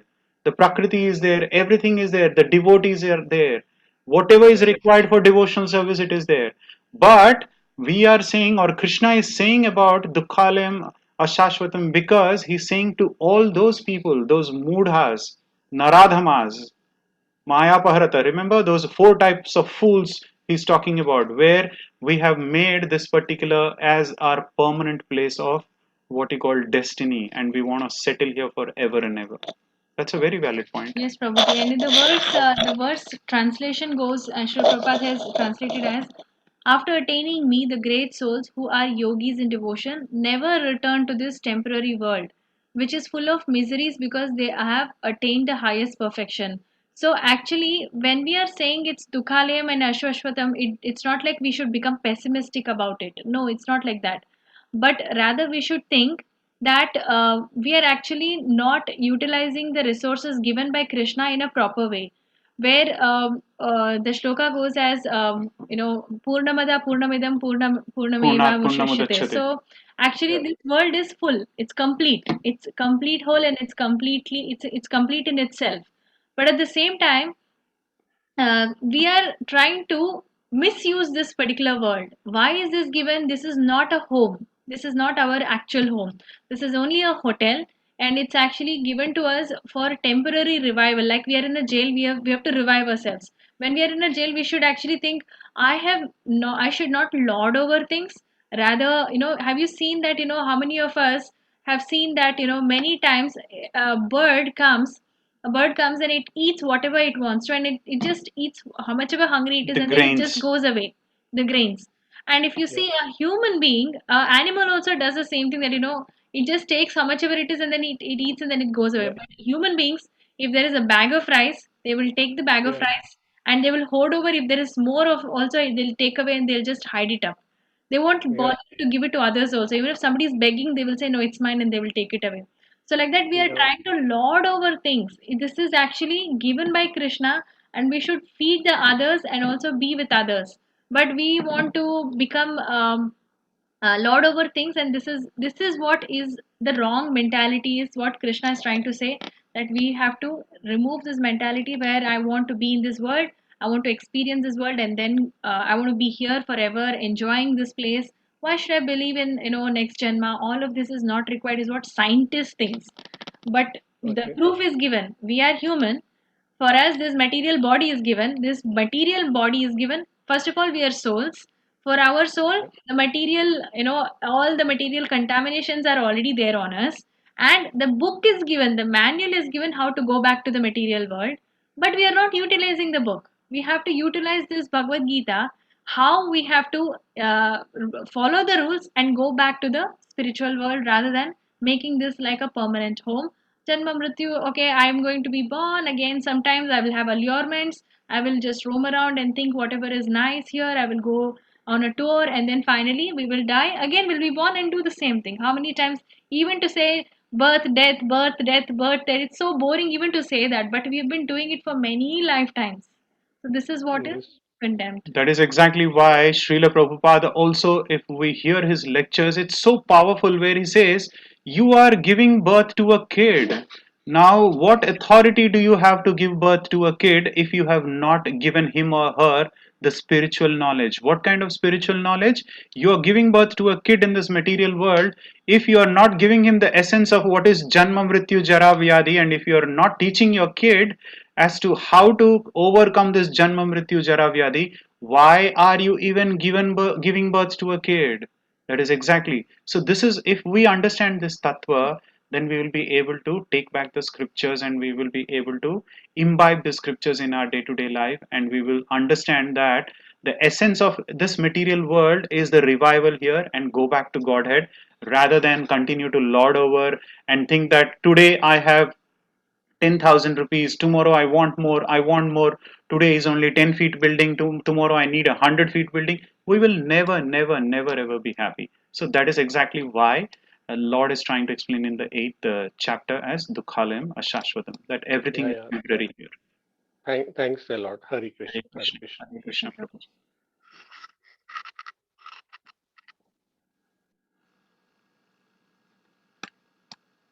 Are there any more questions? Please help me understand time I am, because Krishna says he is not ending and no start, and he also says he is time. How? Neha Mataji, can you please come on audio so that we hear what exactly is the question? Hare Krishna Mataji, Hare Krishna Prabhuji. Hare Hare Krishna Krishna. Mataji. Yeah, I was asking that Krishna mentioned that he is time, yes, okay, and he said that when Brahma asks him that to show his form, and he showed, and Brahma himself surrendered and said that God, I cannot find your beginning and end. So he can't find the beginning and end. So there is, and it's mentioned that there is no start and no end. And it's also mentioned that he is time.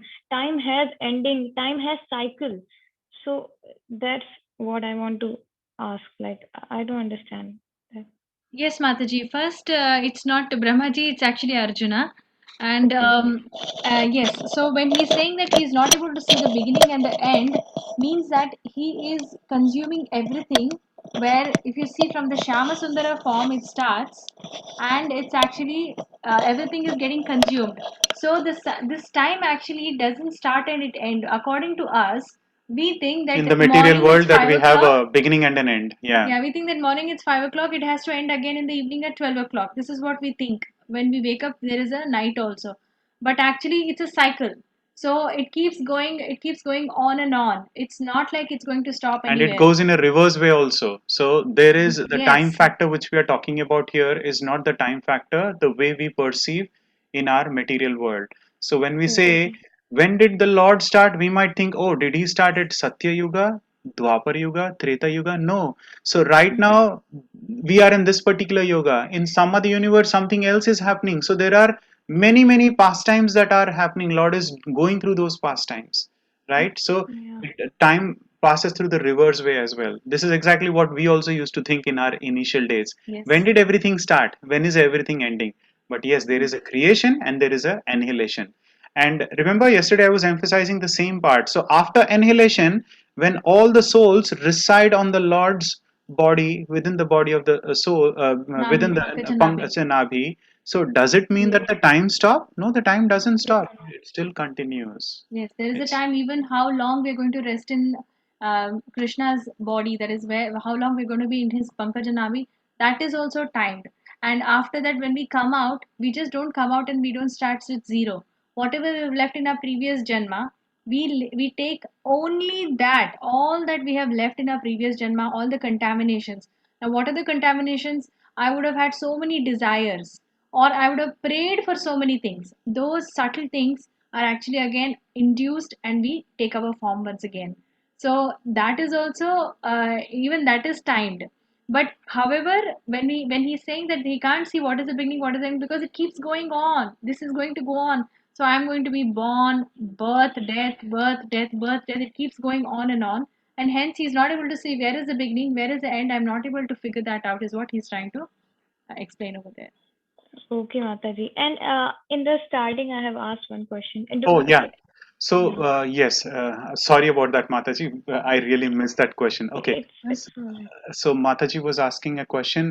The question was when We the do soul Kriya leaves the Karma. body, we do a Kriya Karma at the end of the day. That is 12 days or 13 days we do Kriya Karma. Why do we do that? Is that the question, Mataji? Yeah, yes, Prabhuji. Okay. You want to answer? Sure.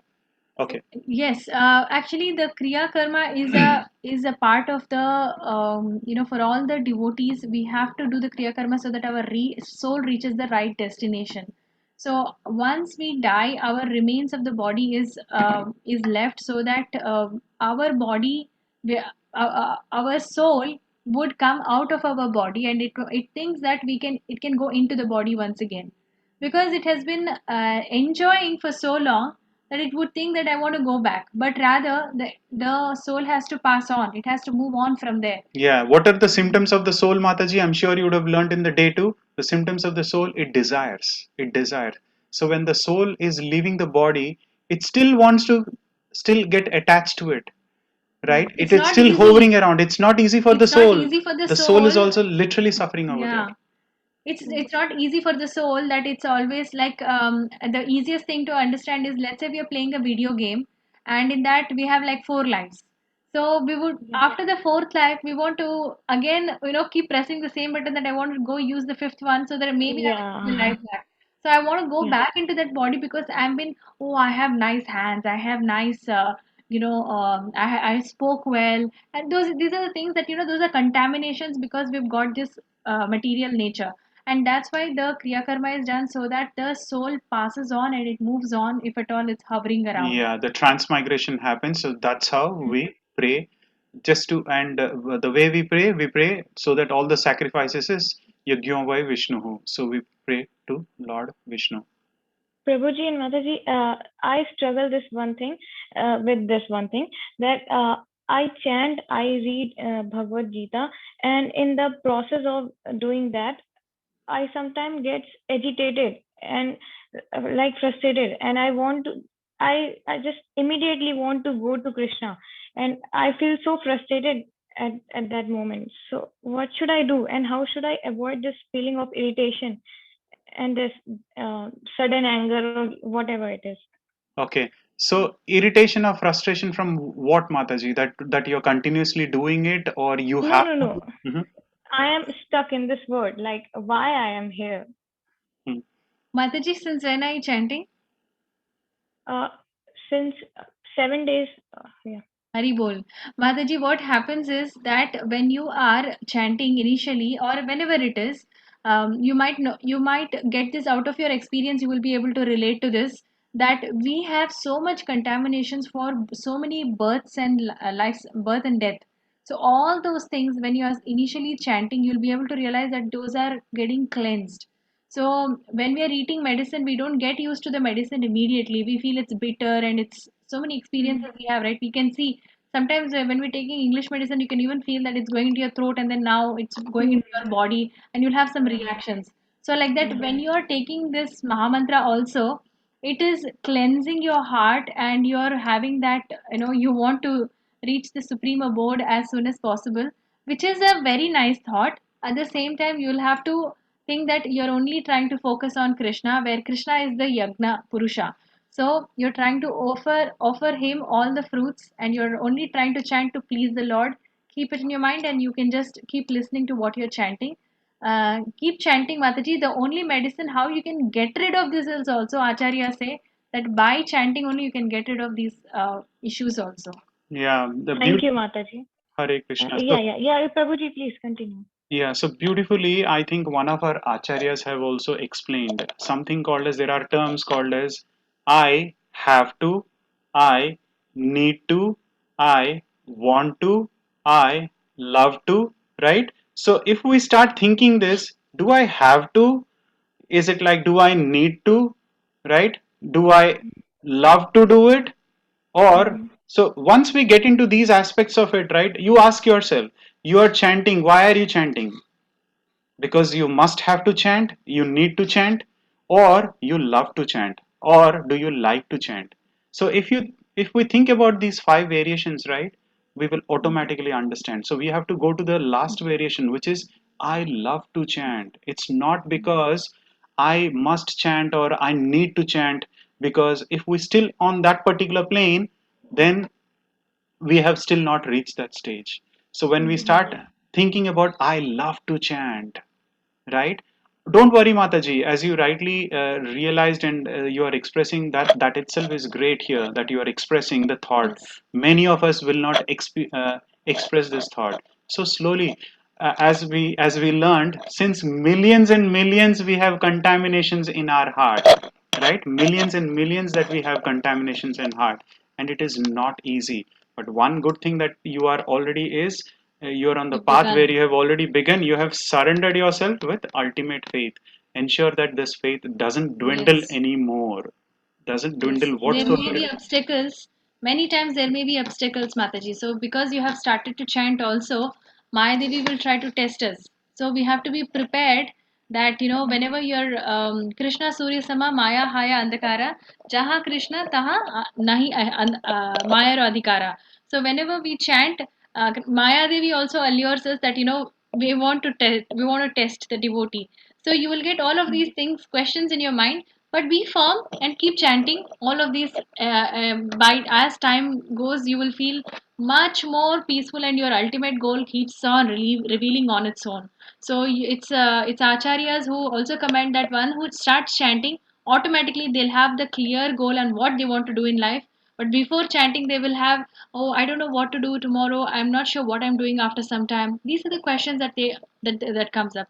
But Yes, Mataji. In fact, I want to share this that uh, during today's session, I just lost the urge to ask question or raise hand because I felt like I am thinking at my level, and God is so great. Why why I'm even having the that to ask question itself? Like why am I even thinking that he'll be get in according to my intellect? Like how I just cannot reach that intellect to understand him. So why am I even questioning all these things? And one thing I satisfy myself with is I have so many questions. I get so many questions, but one thing which keeps me in this is I get the peace. I get the peace required. I have tried everything. I have before this I was a pure atheist, you can say, and multiple philosophies I have read, multiple philosophies, and I haven't got satisfaction from any of those, And so Goal. finally I turned here, and literally I can tell this that the peace I find here, I never find it anywhere else. Haribol. Very nice, Mataji. Very nice. So when you're saying that you're chanting and you're feeling good, it's not only that you're feeling good because we are chanting, also because Krishna is around you, Mataji. So when Krishna is around you, it's all auspiciousness. So it will automatically bring a lot of peace. When we are trying other things, there are so many distractions in today's world. They'll say you do this, do this, do this, which are not actually coming from transcendental. It's not coming from this world. It's actually in this world. But the holy name is actually from the transcendental world. When we are chanting, we are actually with Krishna. So it can bring peace. I'm sure we have also learned in the previous chapters, right? The second, third, fourth, continuous till the fifth chapters, we spoke something about you would have heard or learned about something called as lust, greed, and anger, right? Yeah. Lust. What is lust? Intense lust. What is lust? Or the intense desire for anything is called as lust. It's not, yeah, it's not just the sexual pleasure we are talking about. That's just a semi or the partial part of it. Any intense desire for anything material is called as lust, right? Now why am I talking about this? We all are like very lusty for anything as such that we wanted. So what happens if we are able to achieve that? What happens? Our greed increases, and if we are not able to achieve it, what happens? Anger comes into picture. So lust, greed, and anger. So what am I trying to say here? These lust, greed, and anger are always together there with us. So whenever this is, remember in the second chapter you would have learned, when lust comes into picture, then we are degraded, we lose control of our mind, Yeah. intelligence is lost, and that's how we are deluded, and Yeah. finally we fall down. Yeah. So do not worry about you getting agitated and all that. Again, try to focus try to Angani Kurmani, remember about the tortoise, and then try to control your senses. Again, come back and start focusing on something and change your stance. Let's say now you're doing chanting. If you're still not feeling pleasure in chanting, quickly switch back to reading Shastras or hearing Srimad Bhagavatam or trying to do some kirtan. That way you can continue and switch back and again switch back. That's how you will be able to do Also, certain things. Mataji, you mentioned that about questions. When you're asking questions in the Bhagavad Gita class, it's completely allowed. Yes. It's not like you're speculating. Speculating Or is neither you're questioning. Remember, Yeah. tatvidhi pranipatena pariprashnena sevya. The way it all depends on how surrendered you are, how humbly you are. You're asking a question. Yes. The mood itself matters. That's it, Mataji. If you're saying, "How did this happen?" that implies your mood. It means you're questioning to the authority. But you're not questioning to the authority. Rather, you're so inquisitive and you would want to understand the tattva more. So you can ask questions, Yes, Mataji. the one that is mentioned in the Shastras, that the speculative mentality is given, that there are some of the researchers who have understood all the scriptures. They have read all the scriptures, they have understood all the scriptures, but they don't want to accept Krishna's supremacy. What they would do is they'll read everything and they will say, I don't want to accept Krishna's supremacy, but I want to become God. So that is mental speculation. That is what is not allowed, is what we're trying to say. But questions asking about what I didn't understand this, all of that is very, very good because you're inquisitive to learn Shastras.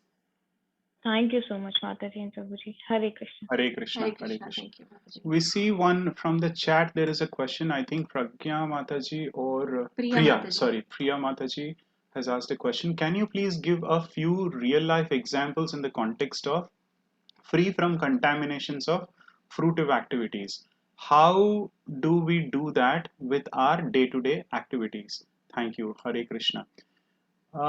Free from contaminations of fruitive activities. One example I can say is, let's say today you want to cook food.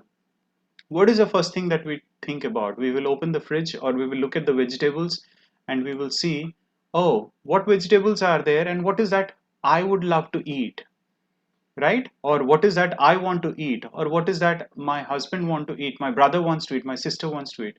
Rather, what we can think of is, we can think of saying, can you answer Mataji for this one, Priya Mataji? I have already given a clue. If we have Priya Mataji or we do not have. Yes, we do. Hello, Yes, Hare can Krishna. you hear me? Yes, Hare Mataji. Hare Krishna. Krishna. Yes. Hare Krishna. What would Krishna like to eat? Exactly. So that's where you are not even getting into the material desire or the fruitive desire. What was the fruitive desire you had? Oh, today I want to taste this. Today I want to taste that. Let me see, I have not cooked this for so long. So that thought within you is automatically gone.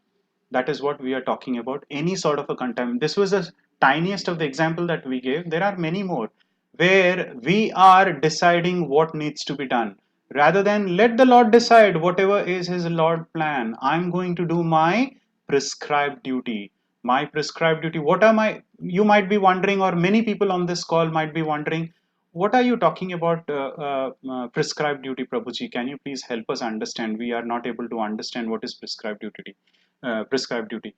For example, if I'm a student, what is the prescribed duty of a student or a child? Prescribed duty of a child or a student is to learn from the parents, learn from the guru, learn from the books, and continue reading, schooling or reading, learn the basics. That is the prescribed duty. Learn the behavior and also learn the shastras or the scriptures as well. That is the prescribed duty. Similarly, what is a prescribed duty of a brother or a person is, if the grahastha person or a husband is to take care of his household things apart from going to work and doing it. So all are prescribed duties according to the varna and the ashram. So I need to identify what am I strong at, right? Based on my skill sets, if I'm able to do that activity, that is my prescribed duty. The other prescribed duty, the so-called nitya dharma, is where we are connecting to the Lord. That is what we So, were trying to talk about contamination. Yes, Mataji, go ahead. so as a householder, you know, we have to meet expectations of our family. So while doing that, how can we not attach to the like when you say free from contamination of fruitive activities, so we shouldn't be attached. So we do what is expected of us, but not be attached to the results. Result or the fruits. That's correct. Yes, Mataji. So to make it very easy to understand, in case of relationships, it's difficult in case of relationships is what if I'm not wrong, like, you're saying that I have to serve my husband, Yes, but at the same time, husband, I should not be children. attached to him. How is it possible? I have to be serving my children, but at the same time, how I cannot get attached? I will be having compassion is what you're trying to Not say. only, yes, not only attached to husband and children, but also attached to the, like, you know, okay, you cook, for example, a small example, you cook something, so you don't expect them to, you know, like a positive feedback, or if you get positive feedback, you're happy. If you don't, then you're not. Does that mean like that you're not attached to the results? Yes, when you are Not expecting a just, not result, only attached to the people in your life, but also to the results of the actions that you know you have to do as a householder. Does that make sense? Yes, yes. So what happens is when you're cooking, you will Mhm. say that you are actually cooking for the pleasure of the Lord, and all the remnants, that was the bhoga that you offer, prashadam is what you're consuming. Now, when you give it to everybody, your expectations of that their appreciation is not right. Why? Because Krishna has accepted this prashadam, and you don't have to be expecting that it will be praised, and that is the expectation, that is the attachment. And in case of children, Right. today I have taken care of my children, and I want them to be reciprocating that, and also thinking that I want them to be with Acknowledge. me. Yeah, yes, doing that good is an about it. attachment, is what we are trying to say, that is not recommended. So what we have to think, we are serving, when we are getting into this service attitude, automatically you are not attached. But if you're serving, when you're Right. serving, you don't expect. But when you're not serving, you expect others to come back with you, come back and praise you. But when you serve, when you're having that seva bhava, you don't expect that others should come and then appreciate me, and they also have to be there when I want them. That is not recommended. Okay, got it. Thank you so much. Hare Hare, Krishna. Hare Krishna. Hare Krishna. I think we have one hand raised. Alok Prabhu. Yes. Hanji, Prabhuji, I wanted to ask, this was regarding the previous question that you were talking about the Kriya Karam. So when you say that, the body leaves, I mean, this earth, so there are certain rituals which are required for the soul's journey to become easier. But what if when people choose to not go through that process of rituals and offer to donate their organs? So does that hamper this process in any way? To answer your question, in a simple way and in one word, yes, it hampers. Because what is the confidential knowledge that we have learned, Mataji? The first confidential knowledge. Um, as in, like, that the soul is eternal? Yes, soul is eternal, that we are soul. If I ask you, who are you? What will you say? Let's say here we see that your name is DS, right? Yeah, Diksha, yes. Right? Diksha, Diksha. yes. So when I ask you, normally, let's say we are not in this Bhagavad Gita class. So when I see you and ask you, hi, hello, who are you? What is your name? So you will address with saying, my name is Diksha. I'm an officer. I'm a doctor. I'm an actor. So what are you trying to say? You're talking in your bodily platform.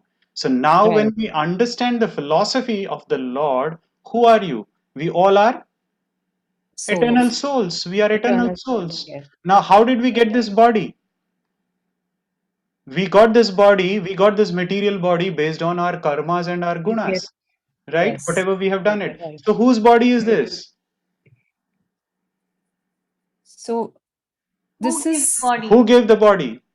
so It is, Krishna. yeah, so it is not a body. But we get into the bodily concept and we think that I'm the karta dharta and I'm the doer. And I'm the one, I become compassionate and I feel that I I would want to want to donate. donate. But who are we to donate? We are Oh, not, it is not mine that I can donate. It's actually Krishna's. How can I donate something that I don't even own, right? okay. But then if it justifies the requirement for somebody else's life, if it benefits somebody else, so does that not imply that it's a good deed in itself? Yes, so that's where time, place, circumstance comes into picture. That is Yes. where time, place, circumstance come into picture. Okay. Okay. So as a conscious being right now, like as people say that, if my mother says I want to will my body, or, that after my death, please donate it to the, so and so hospital, this thing. So would you say that is incorrect, or is that the right way? If it is going to be serving somebody where it will elevate their consciousness and bring them closer to Krishna, that's the right way. it's the right way. But if it is not going to help them serve, Okay. and let's say they turn into very terrorist, we are going to be taking their Okay. karmas, so we can't take that risk. But it's not about only all those risks, Mataji. It's about we are thinking that we are the soul and we want to somehow or the other elevate our consciousness, and for that whether we donate or not, that doesn't come into picture. Rather, the more effective way of we thinking is Krishna will take care of it and we should leave it to Yeah, that him. is We very can pray. insignificant. Yeah, We all forget these that. bodily things are very insignificant. Rather, we should think that how we can elevate our consciousness. The most significant or the most important aspect is how we can give the spiritual knowledge to everyone. That Yes. is the biggest of the charity. That's why all our acharyas, they say all these what is karma, all the samskaras are there before the birth itself. Garbhadhana samskaras, all these samskaras come into picture. That's what a while ago I was saying. Acharyas were very, very firm in terms of, they were very ruthless. They used to say, you are in a grahastha. If you are taking into grahastha life and giving birth to kids just like cats and dogs, right? They will always refer with the word as cats and dogs. What's the difference between animal and a human being? Eating, mating, sleeping, defending. We are also doing eating, mating, sleeping, defending. But what is the difference between an animal and a human? We can elevate our intelligence. We can use our intelligence and elevate our consciousness. So that way we are saying, if you are not able to give your child the shastras or the spiritual education to come out of the cycle of janma, mrityu, jara, vyadhi, think again. What is the purpose of giving birth to a kid? Why are you even giving birth to a kid?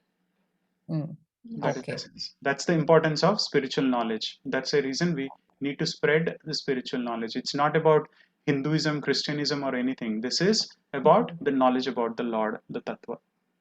Okay. All right. Thank you, Prabhuji. Hare Thank you, Krishna. Mataji, Hare Krishna. Hare Krishna. Hare Krishna. I think Alok Prabhu, you have a question. You can ask your question, Prabhuji. Hare Krishna, Prabhuji. Hare Krishna, Hare Mataji. Hare Krishna. So I have two questions. First is,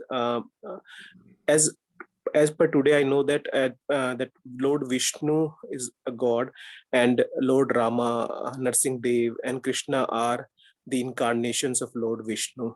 And from the last few days, I'm getting this, that Lord Krishna is the Lord. I believe in that Lord Krishna is also a Lord, but Lord Rama and Lord Narsingh Dev come before Lord Krishna. So why do we call Lord Krishna as God instead of Lord Vishnu? Because we believe that Lord Rama, Narsingh Dev, and Krishna are the incarnations of Lord Vishnu.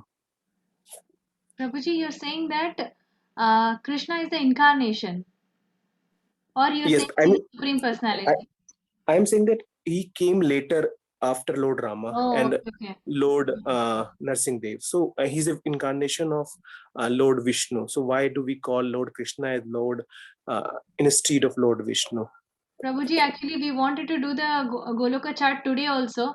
Yesterday, we had a long discussion just to show this particular incarnations. And tomorrow, first thing, 12th chapter, we had to cover this topic on the Bhakti Yoga. 10th chapter itself. But unfortunately, because we resumed from Suhas Prabhu's class, first day we had to do a few more minutes of revision, and we removed the Goloka chart from our topic. First, tomorrow we will discuss about this in length, Prabhuji.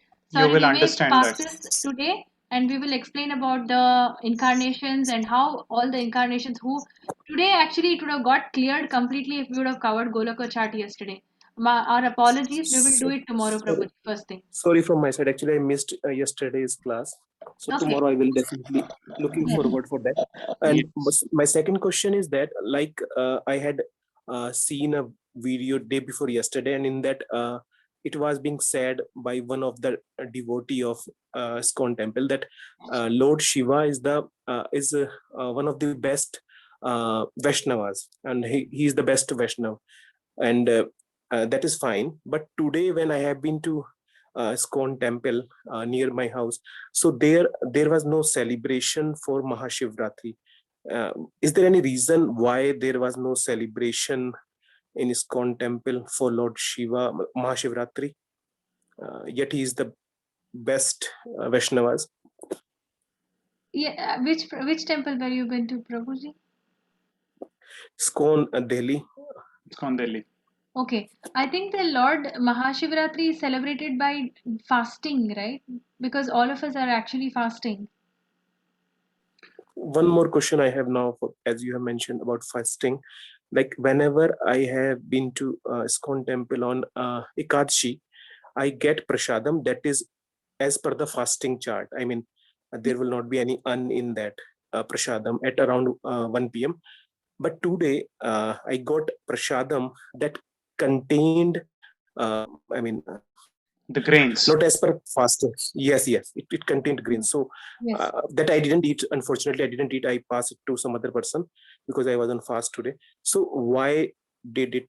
It contained grains today. So it should not have grains because people are fast today. Prabhuji, what happens is when we are fasting, when we are approaching Lord Krishna, when we are approaching the Supreme Personality of Godhead, we approach through our gurus. So we are following the Guru Parampara, and our institution or the school is following the gurus. Now, all the other devatas that we are referring, remember, Prabhu, we read that we don't really in the Kali Yuga, if we are trying to pray all the devatas, we are not able to satisfy all the devatas at once. So we are only straight away praying to the Supreme Personality. And who are we praying through? Through the Guru Parampara. So we are following the fasting procedure for all the Vaishnavas of the Guru Parampara, and hence it's only that day. But if somebody is following the Shiva Ratri, then they will do the fasting and everything according to Shivaratri. It's just that in ISKCONs it may not have followed where you have been, because Shivaratri processes are like it's full fasting, and whoever is fasting, they keep the fast. Yeah. But as there per are our places where gurus, there are fasting yes, as well, Prabhu. our gurus, as much as they are emphasized about Shivaratri, at the same time, this is not it's not like he's coming under our Guru Parampara. He's actually a devata. He's considered as a devata, Prabhuji. He's one of the Vaishnavanath Yatha Shambhu, right? He's one of the greatest Vaishnavas. We spoke about the Shiva Tattva yesterday as well. Okay, thank you. Makes sense. Hare Krishna. I hope we were able to answer your question, Prabhu. Yes, Prabhuji, I got it. Thank you. Hare Krishna. Thank you, Hare Krishna. Subramanyam Prabhu, please go ahead, Prabhuji. Hare Krishna. Hare Krishna, Prabhuji. Hare Krishna, Mataji. Hare Krishna. Okay, I have started chanting, but I started chanting much before I joined this class, actually. As I told you yesterday, because of some Shankaracharya, they said, say Hare Krishna, Krishna, Hare. So I started. I think around 4 months back, I started off. Then after joining the class, I came to know that we have to chant on the beads. So it is good that we chant on the beads and things like that. I went to ISKCON temple. Unfortunately, it was too early. The shops were not open, so the beads are not available there. I'm from Chennai. So I met one of the Prabhus there. He was kind enough to give me his number. He said, we will try and come to your house. He said, we will come to your house and we'll give you the beads, is what that Prabhu said. Very nice and kind of him. My only question is, okay, now that you are saying that we follow the Guru Parampara, strictly the Guru Parampara, either of the 4 Guru Paramparas, do we have to take initiation through Guru again for chanting, or now that we have already started and we have taken A.C. Bhaktivedanta Prabhupada as our Guru, we continue like this, or do we have to take initiation by again going to the ISKCON temple or something? Yes, Prabhuji. So since you have started to chant, there are 5 to 6 stages. When you join the Bhakti Vriksha, that is once you finish our Bhagavad Gita classes, in the Bhakti Vriksha, the ashrayas will be given to you, and then eventually there will be a guru assigned, and as per that, you can take Sadhaka, shelter. Sevaka, all those things comes Sadhaka, in picture. Sevaka Yeah. comes into picture, where there are 5 to 6 stages. Depending upon the number of rounds that you're chanting, there will be some 1 or 2 shlokas, some of those things, depending upon the layers that you will be taking up. This will be briefed out, Prabhuji.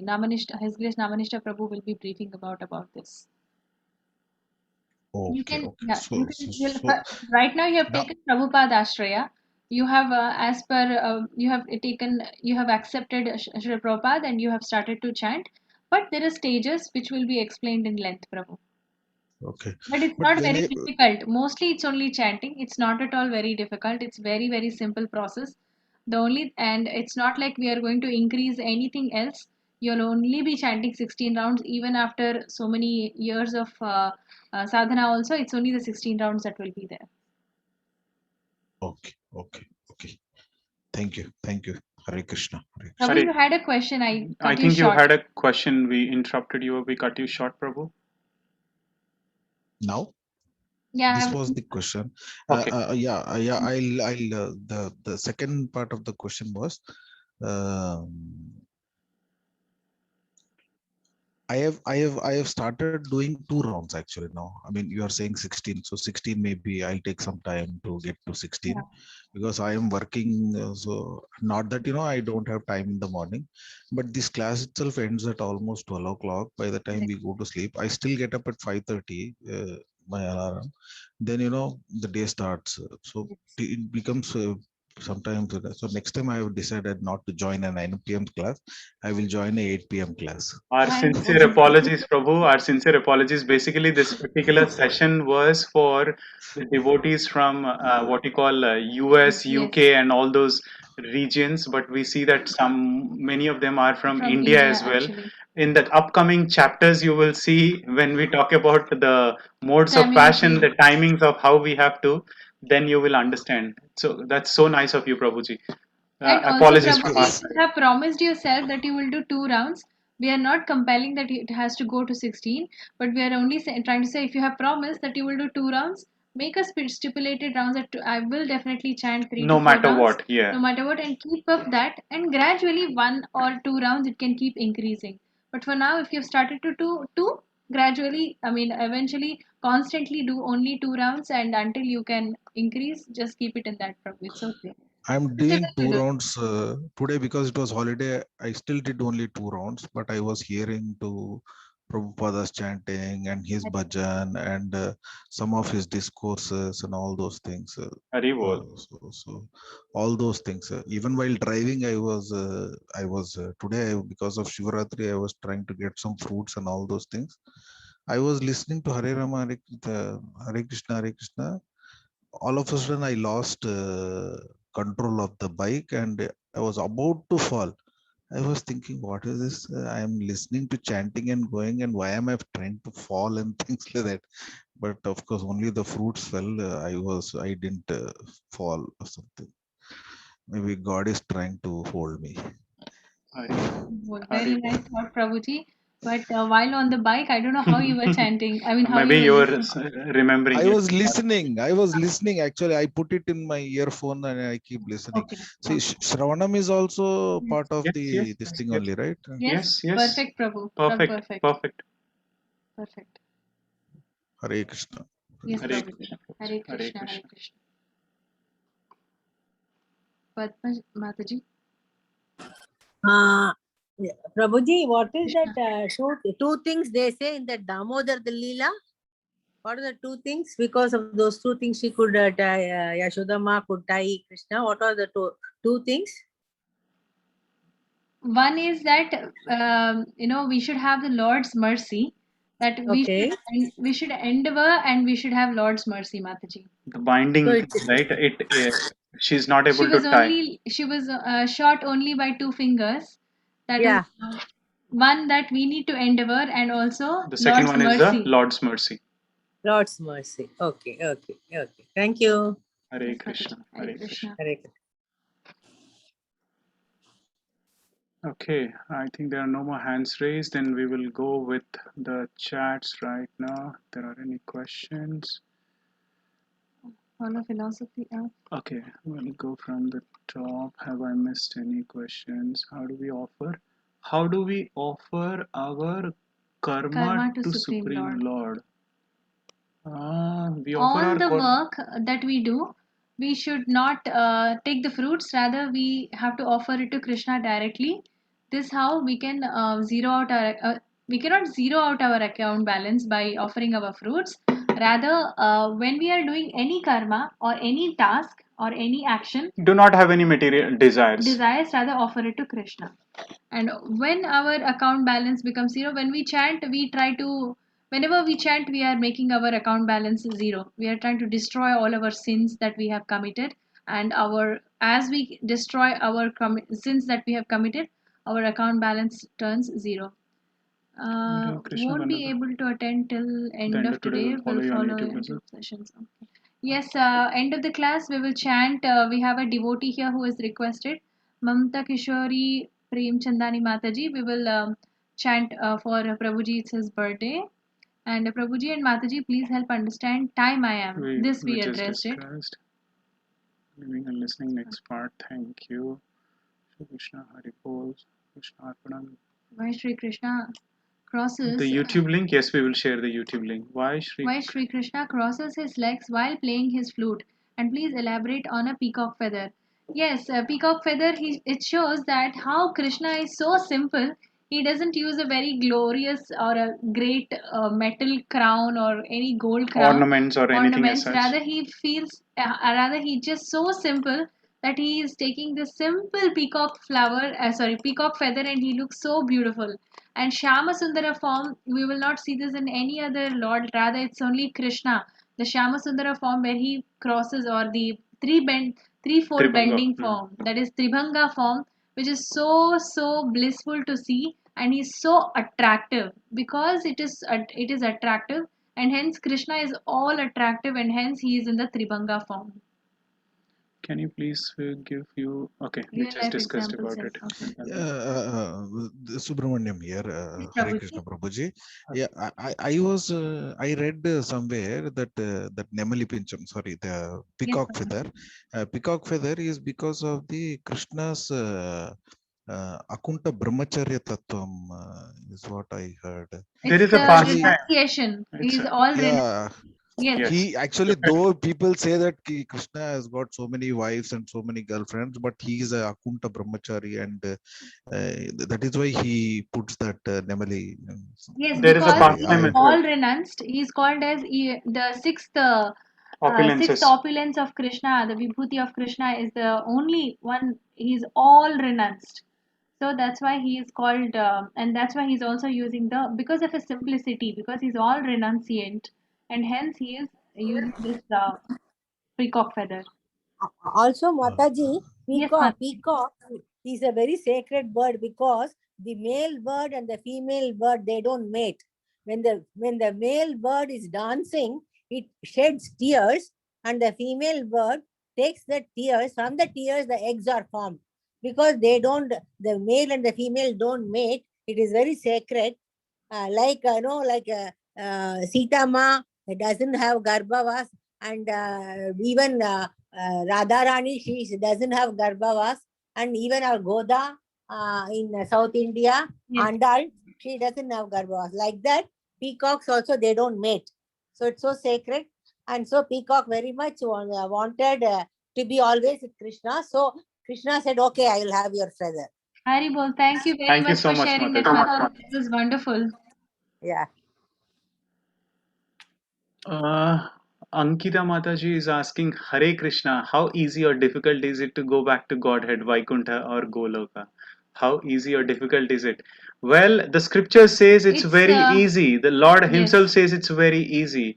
But we have to accept it. We have to accept it and take the path of Bhakti. Lord Krishna and bhakti. And yes, it is very easy. But if we are steady and if we take it in the easiest of the path and we understand its simplicity, it's very simple. Why? Why Okay, Krishna same crosses thing. while Yeah. wrote. I have seen many people, those who have thoroughly read all Shastras, but they not all Not following at the all. learnings. Then what is the use of doing all karma kandas and reading? In my opinion, simple person without a Shastra knowledge is better than highly intellect and as something it yes. There you go. In Somebody has our answered. That's the yes. reason, since Bhakti Yoga is superior to other kinds of yoga. What Yeah. happens is Pragnya Mataji, what happens is that it is a definition, it is one of the definitions of bhakti also, and also our acharyas have defined that if you have been listening to shastras and if you have not been following it, it's shrama eva kevalam. So if you are telling that we have to do this, and if you are listening that we have to do good things, and if you're still not following the good things, it's considered that a elephant which goes to take a bath, and it thinks that I want to get cleansed. It goes to take a bath, and when it comes again, it pours all the sand on its body. So you're trying to chant and you're trying to read the shastras and you're not following, means you're not actually It's even called as a mad elephant. yeah. No, the other one is the mad elephant. Here Yeah. it's like the elephant who is Doing every. completely, pouring soil bath, which makes no sense. But at the same time, we can't say that we can ignore the Shastras, because over a period of time, because we have been taking so many births and deaths, we cannot learn and understand the Shastras. Everybody has their time and inclination that they would get at one point of time. So we cannot leave the service of the Shastras, because at one point of time people will have realizations, and if we are not taking up Shastras, we will again come back to birth and death, and we will not accept at any point of time, and we will only delay our process. So rather we should accept what is, embrace what is the truth, and think that I will try to cleanse as much as possible. This way we will help ourselves. If we are thinking, no, let me not help myself, I think a person who is not following Shastras and doing goodness, that is more important. We ourselves from our mundane bodies, which has contaminations, cannot cleanse ourselves. Only, I don't know if you remember, Mataji, there is a picture where is an ocean and Krishna puts his hand down and he pulls the devotee up. So we, from our own senses, we cannot remove contaminations because we are in the material world. Only when Krishna puts his hand and picks us His out, mercy. only by his mercy we can remove the contaminations of all the problems that are there in the society. So if we ignore the Shastras, that hope is lost. So we should follow the Shastras. We should establish Shastras and serve the Shastras. So my second question is that when mostly I That's the follow. one that I just Okay. yeah. Have you posted YouTube link? Yes, the YouTube link is posted. Yesterday's we are posting every class by morning, at least we are posting. The first day, the same night it was posted. The following day we post it in the mornings usually. Priya Mataji. I think that's the last question. Yeah, that was the Yes. last question. Okay, so there are no more questions. I hope we have learned about the vibhutis yesterday. Then today we learned about the universal form, and this will definitely help us by understanding the universal form. We will be firm in our consciousness, we'll elevate our consciousness and get into bhakti. So for one of our Matajis, just like the way Yes, Mataji has requested, Mamta Mamta Kishore Kishori Mataji, Premchandani can we Mataji. all pray for Mamta Kishori Mataji 3 times? Hare Krishna, Hare Krishna, Krishna Krishna, Hare Hare, Hare Rama, Rama Rama, Hare Hare, Hare Krishna, Krishna Krishna, Hare Hare, Hare Rama, Rama Rama, Hare Hare, Hare Krishna, Krishna Krishna, Hare Hare, Hare Rama, Rama Rama, Hare Hare. Okay. Thank you very much for Thank that you very request, much for Mataji. the request, and thank you so much for joining the 11th day. Tomorrow is pure Bhakti. Bhakti Yoga tomorrow is the 12th day devotional service. We will try to learn about the devotional service. Don't miss that tomorrow. It's the And most also important. we will be Also, we're going to discussing the discuss the Goloka chart. Goloka chart. Yeah, we will not go elaborative about the Goloka chart, but we will try to emphasize on the Goloka chart. Yes, With and this, we'll all pray once to all the devotees who have assembled. I hope even all of us will be safe during these tough times. Let us all chant once for all of us. Hare Krishna, Krishna Krishna, Hare Hare, Hare Rama, Rama Rama, Hare Hare. With this, we'll get into the closing prayers. With all your permissions, we will close with our closing prayers and end the session here.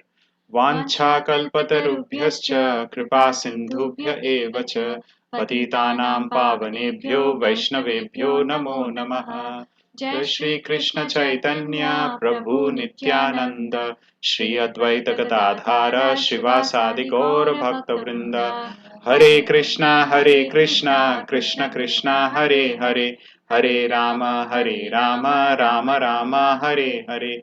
Hare Krishna, Krishna Krishna, Hare Hare, Hare Rama, Rama Rama, Hare Hare. Hare Krishna, Krishna Krishna, Hare Hare, Hare Rama, Rama Rama, Hare Hare. नाम संकीर्तन की Jai. नामाचार्य Haridas Thakur की Jai. Shri Prabhupada की Jai. Mahashivratri की Jai. पिता गौर प्रेमानंदे Hari Hari Bol. Samavet Gaur Bhakta Vrinda ki Jai. Thank you so much, everyone. Please don't forget to join in tomorrow, which is the 12th chapter. We'll all see you tomorrow. Till then, stay safe. With all your permission, we'll end the session here. Hare Krishna. Hare Krishna.